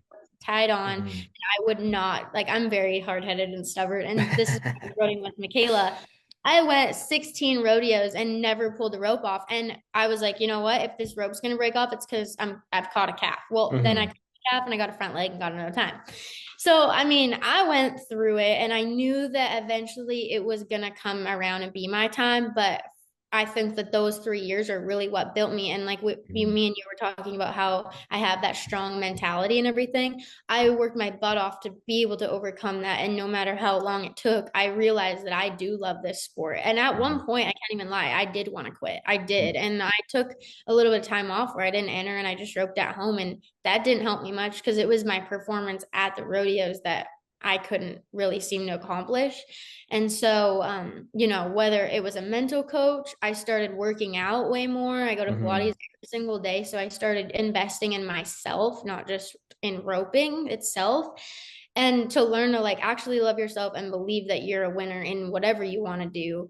And then I just did, mental books, everything like that. And then just, actually being able to like enjoy the moment and be able to be happy if you do good or do bad. I always thought that people were kind of full of it when Hmm. they said like, oh yeah, like, you don't win them all and you have to be okay with it. Like this year was kind of the first year that I was like, no, like that's okay because my Hmm. time is going to come and then it makes it all worth it. And for me to be able to have that week be my time is just, I mean, I'm so grateful. I mean, that was crazy to be able to walk out with 5 buckles and a saddle. Like that doesn't really happen very often. Then need a U-Haul to get everything back down Pinoca Yeah. at the end of Yeah. it. No, it's very cool. And I think even you tie in the history of the CFR, the 50th year, like the one opening they did there on the Heritage Night was really cool with like Jerry Deuce doing her thing and Mel Highland and everybody else who was involved there. But I think just being able to and have your list amongst the first few champions of ladies breakaway roping in Canada, it's got to Right. be a great feeling. Yeah, absolutely. I'm definitely very, very grateful. And I'm just grateful that Breakaway gets to be on that list. So Mhm. it's super cool to be a part of it while it's still growing. And I'm really excited to see where it comes. And hopefully my name's on there quite a few more times. Let's talk about your horse real quick, Pistol. Obviously, you've touched on her many times through this quick interview here, but how did she come into your life? How did you guys develop your relationship? And obviously, how did you guys get to this point now where you're champions? Yeah, I actually have a pretty unique story with Yeah. pistol. When I was 7, I junior rodeoed at the North Country Junior Rodeos. They were just put on by a bunch of old rodeo families, and we all just kind of chipped in and did it. Well, the Golden family, they have the Golden Quarter horses. They would donate a filly every year to, raise money for the rodeo and be able to get us prizes and whatnot. And so they would have a little pen set up, and this filly would go to every single rodeo. And so every time you'd get your book every year to sell the tickets, and I think they were like $5 for each ticket, Hmm. and each kid had to go around, sell them, whatever. So, anyways, I'd see this horse, and she's this cute little roan filly. And I'd get this little pin at every rodeo, and never did I think I was actually gonna win this horse. Like Hmm. I was just, whatever. Sold all my book. I had one ticket left, and I remember this like so clearly. I was in the living room. I had one ticket left, and I was like, "Dad, can I please have this ticket?" And he was like, "Yep, sure." Like, I don't think he believed that I was going to win the horse either. Yeah. And so I ran in my room, got money out of my piggy bank, and gave him the $5. And I was like adamant that I wrote my name and the number and filled out the form, whatever. So my mom had to put her phone number on the back because I was 7. You could not read my writing. Like it was horrendous. And so, anyways, we're at the finals, and that's where they drew for the horse. And they ended up just having to, they were drawing it like right before my barrel run, and I'm like literally in the holding pen waiting to rope, and they start announcing my mom's phone number, and I just perked up and I'm like, "Mom, that's your phone number, like that's your phone number." And my mom was like, "Oh heck, like we did not just win this horse, like what even is this thing, Yeah. like no idea." And so, anyways, I get off my horse, run up and go get this filly. And my mom's like, "I don't even know how we're going to get this thing home, like Hmm. anything like that." So, anyways, long story short, we had her, my dad healed on her, trained her, everything like that. And then, yeah, when he had her at an amateur rodeo in Marathorpe, and I was roping, happened to be roping on a different horse, and my dad calf roped on him. So, my dad was calf roping on my horse Checks, and he ended up coming lame that day right before the breakaway. So, my dad was like, "You can either get on Pistol or you Hmm. can on anyone else's horse. You can ask if you can borrow a horse." So I'm like, "Well, I guess I'll just get on Pistol." Meanwhile, like she'd never been through a barrier. She'd never roped a calf, nothing. She was a horse, like at 6 years old, 5 or Yeah. 6. So I jump on, ended up being 2-6, won the rodeo on her. Wow. Never got off of her. What did I do? I won the season leader in high school rodeo. I won my first college rodeo honor, first amateur rodeo honor. I won my first pro rodeo honor, first CFR round, and now first CFR and average title honor. So Dang. That's a cool journey for you two, hey? Kind of grow up yeah. together almost. Oh, for sure. Yeah. Like people are always like, "Oh, you know your horse so good." I'm like, I think she knows me better Yeah. almost. Like she definitely tells, I mean, you'll see some runs. She'll be telling me to throw, and she knows, and all she cares about is winning, and she knows she's the boss. How important is that connection? I think for folks who don't really know rodeo or breakaway roping or roping in general, or like that connection with your horse is so important, and they feed off of your energy like Mhm. more than people know. For sure. Yeah. I think, I mean, especially, I mean, in any event, but especially in the breakaway roping when it's so fast. I mean, Hmm. your horse has got to be your partner. You cannot be fighting with your horse, or, you know what I mean? Like Hmm. battling Hmm. something with your horse and try and win. You know what I mean? Like it's hard to do that. Of course, sometimes you can do it, but to be confident in your horse and your horse be confident in you and you really work as a team is definitely, I mean, I'm very grateful to have that relationship with my horse. And I Hmm. always say, I don't know, when Pistol's done, I think I might have to be done too. But no, I'm definitely very grateful to have her. And yeah. We touched on them briefly as well, but your family, talk about how instrumental they are in your career and obviously in the lot of success you've had in the last few weeks here. Yeah, my mom and dad have seriously, between me and my brother, they will literally do anything to give us the best and to help us be the best. I mean, they have literally worked their tails off, whether it's at their job, down at the arena. My dad definitely gives me, you know, the horsemanship and the roping side of things. And my mom has definitely helped me grow to the person that I am today, and how to handle situations and how to carry myself with grit and grace and be able to overcome situations and stuff like that too. But you know, my dad, he rode in the PBR before I was born, and he made the CFR in the bull riding, and then he's also made the CFR in the team roping a few times. And so he knows, you know, how all of that works and whatnot. And sometimes we butt heads, but we spend a lot of hours. Dad will be opening the chute and run the calves up for me, and my mom will be videoing. And after, we sit together and can watch and study the videos. And yeah, no, I have the best support system. Absolutely. It takes a village for sure. I think a lot of people don't. That's one thing a lot of folks don't realize either. It's more than just the success inside the arena. It's the stuff that happens outside of it and the people supporting you Yeah. too. Absolutely. And like my mom, even when it comes down to my rig, I mean, my mom works for Vantage Trailers, and anytime, everyone laughs at me, every time I come home from the rodeos, I wreck something on my trailer. There is something every time. They're bugging me. It's either your fridge or your generator or whatever. And it's always me. It's always something I do. But my trailer gets in Vantage. It lives there actually, because I'm so hard on it. But no, like, I'm so lucky just even to have that. I mean, not very many people can have their trailer just in and out. And, you know, like, even I had one trailer and then ended up buying a new one, and I had everything switched over. All the bells and whistles I needed on it were put on it in one day, and was back on the road with a new trailer. So Perfect. it's just, yeah, I'm very grateful for that situation too. Awesome. Well, so looking ahead into 2020, I guess rest 2024 into 2025, what are some goals, or what does the rest of the year look like? What does 2025 look like for the newly crowned Canadian champ? Yeah, I just got back from the Wrangler photo shoot, got to do that. That was pretty cool. I've never done a shoot for a brand that big. I'm hopefully headed to Texas. I got my horse papers and everything done to go there, but my transmission in my truck just blew up. So I might be starting 2025 season off with a new truck also. So thankfully I won enough money at CFR. I might have to drown some of that into a truck, but I should be headed to Texas. I'm going to live with Jesse, and I'm entered in the Lubbock Pro Rodeo, and it's November 1st, I believe. And I'm gonna be down there. Got some ropings I qualified for in Vegas, and yeah, just keep my horses in shape until April, when the rodeos start kicking off here again, and gonna be winning another Canadian championship. Heck yeah, that's awesome. Well, Macy, I really appreciate you fitting me into your schedule, and it's been fun to catch up. And once again, congratulations. We're like everybody, I think everybody in pro rodeo and across the board is super stoked for you. It was fun to watch.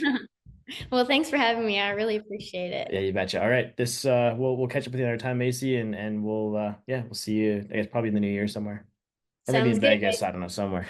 Yeah, something. Yeah, sounds good. All righty, this has been yeah, the short round. We'll be right back right after this.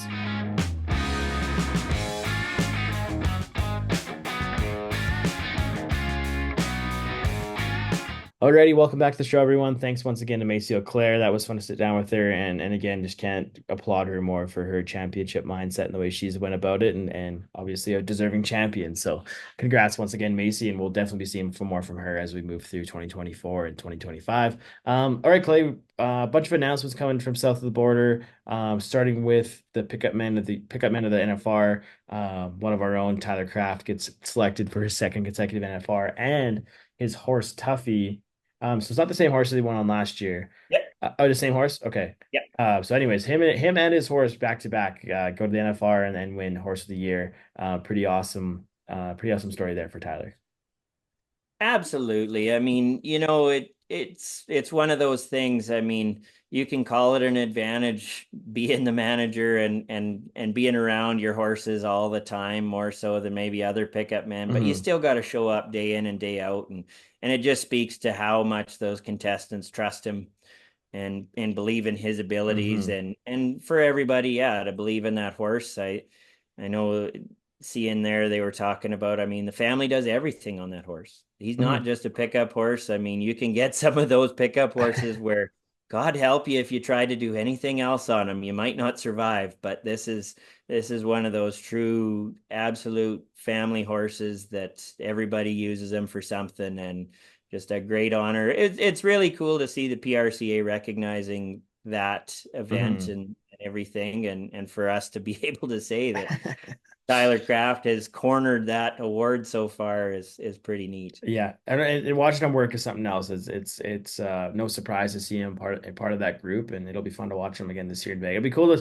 to see talk to him again this year after the NFR and see how his nerves are compared to his first year. But again, congrats to Tyler and family. That's pretty awesome achievement and accomplishment. Also, they recently announced the bucking stock of the year.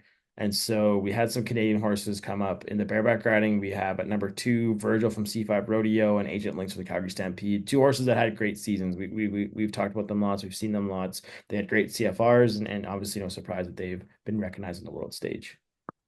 Those two horses, I mean, when it comes down to it, they're not just top of the line in Canada. They are in that conversation. I mean, that Nightcrawler horse is really cool, but it's a conversation Cade Saunier and I had last year, looking at stock of the year and everything, and there's not necessarily as good of an opportunity to get all of those horses up on the same day until you get to the NFR. So, I mean, sometimes that's hard to really know which one is the best. So just to be in the top 3, those horses are outstanding. I mean, what can you say about Virgil and Agent Links? I mean, that horse, well, Cody Lamb rode both of them to round wins at this year's CFR, and there you go. And they're just carrying on with their legacy. The last 2 horses of the CFR as well. So exactly. So good congrats to the Stampede and C5 Rodeo. And then in the saddle bronc riding, the Canadian Horse of the Year Tokyo Bubble comes in at number 3. Again, not really a surprise there. It's a great horse from a great rodeo company, and I think it continues to solidify that we're not messing around up here with our bucket stock. Oh, no doubt. And when I think back on it, I messed up. It's the last 2 horses of Canada with Agent Links and Virgil. But Tokyo Bubbles, again, it kind of got that credit where credit was due this year. He's been around a long time, and Tyler and I had talked. I mean, it was so unfortunate to see Explosive Skies go down with injury and everything like that, but that kind of cracked the door open for a horse like Tokyo Bubbles to get that little bit more notoriety for a hopper that doesn't necessarily get that. As Tyler had said, Lunatic Party was really the last horse of Canada that you would consider a hopper instead of one that you lose a lot of sleep over when you got the matchup. And so, yeah, to see the guys, I mean, there's so many Canadians in the top 20 of the world standings that they know these horses up here. They don't get forgotten about down there when it comes to those awards. Yeah. Well, and talking about, I guess moving on and talking about contestants and top 20s and whatever, but let's give a shout out to our WNFR contestants heading down on the Canadian side. So in the breakaway roping, which happens a few days before the actual NFR starts at South Point, the WNFBR, I think they call it. We got Shelby Beaujolais Medjed, number 1 again, looking to win her 2nd consecutive Canadian title. She's a rock star, tough to beat. Will not be surprised if she walks away from Vegas with another title. And then Kendall Pearson, who she grinds her butt off that girl to make it down there, and she's made her 2nd consecutive breakaway finals. So, well, and hey, sorry, yeah. Our Shelby there. Sorry. Got mixed up on the Medjeds there for a second. Shelby last year really kind of broke through. I'd mentioned earlier about sometimes contestants have to have those setbacks to really get to that point. And I know she'd been season leader before and hadn't walked out of there with the title, and then last year really broke through and got there. And yeah, I mean, with the people she's got in her corner and the experience she's already developed. I mean, breakaway as a sport, you can't mention anything with it without mentioning her name at this point, because she has just been year in, year out at the top of this game. And then with Kendall Pearson, I mean, she just basically got to finally finish high school so she could focus on breakaway roping all the time. Yeah. I mean, it's just mind-boggling to think of what she's accomplished, similar to Taylor Manning. I mean, put her focus and all of her efforts into making the NFR this year and got it done again. And yeah, she's just, I mean, the line, and I mentioned it before, that she just focuses on being where your feet are at, and her feet are going to be in her stirrups, getting ready to rope at that NFR for the breakaway ropers again. So good luck to her. Yep. And then so that brings us to the steer wrestling. Scott Gunther sneaks in there, $91,000 in the year. Didn't seem he wanted to do anything but make the NFR this year, but he found a way to do that. So it's fun to see Scotty back down for another CFR, another NFR. Yeah, they did the Cowboy Channel. They did such a great job with that interview that they showed during the rodeo with Scotty. And I mean, it speaks to how his wife Becky pushed him to go. His dad, Kenny, and his brother-in-law stepped up. They've got a lot of stuff on the go on the farm. I mean, that's one of the things why, and the boys. I mean, he loves those kids. He wants to be there and everything. And this, I mean, we've talked him semi-retiring. I know he is going to do nothing of the sort south of the line going forward as life carries on. And but it'll be great for him to have that great finals this fall, and I'm sure we'll look at things here later on. One other thing I was going to mention was Eddie, that great Oh horse, yeah. Tanner Mylands, was also recognized as one of the top steer wrestling horses in the world this year as well. So there'll be some Canadian content on there as well as Tyson. Those two horses will get We'll be there for quite a sure. few runs on them down there. 100%. Okay, saddle mark routing, kind of the last bit for us. We got Zeke Thurston at number 4, Dawson Hay at 10, Colby Wanchuk at 11, Ben Anderson at 14, Logan Hay at 15, and talking about those last two guys that got in under the wire, but we got a good crew of Canadians in saddle mark riding this year. Yeah, I thought it was just priceless chatting with those guys. Oh man, that was such a blast in the expo center. And when it's like, oh yeah, I shouldn't have turned out of that rodeo. This is suddenly getting a little sweatier than it should have been. Yeah, But leave it to Ben. I mean, that guy just what are we doing again? Where are we going today, guys? Oh gosh, geez. Who was supposed to fuel us up? Oh, that was me. Oh shoot. Oh dear. But I mean, I can't say anything. I accidentally put DEF in my truck the other day, so I had that very all to true. contend with last week, which was yeah, that's an experience. But no, those guys, I mean, I'm a bronc rider. That's my favorite event to watch. We got Canadian horses, we got Canadian cowboys, and it's gonna be just another signature finals in that event. Yeah, it's gonna be fun. We're a few months out from the NFR, but we want to take some time to recognize all those people who were recognized south of the border, and it's gonna be fun to watch them come December at the Wrangler National Finals Rodeo. I think that's it, Clay. Did we miss anything this week? It's a big show for everybody to listen to, but we'll be back and we'll kind of tee up everything. We got the Maple Leaf Circuit Finals coming up. We got in a few weeks we got the Pro Rodeo Hall of Fame gala and dinners coming up to recognizing all those going into the Hall of Fame this year. So it's getting into slower season. It's currently snowing right now, but there's still lots of rodeo stuff happening, and we'll be back for it here as the weeks go on.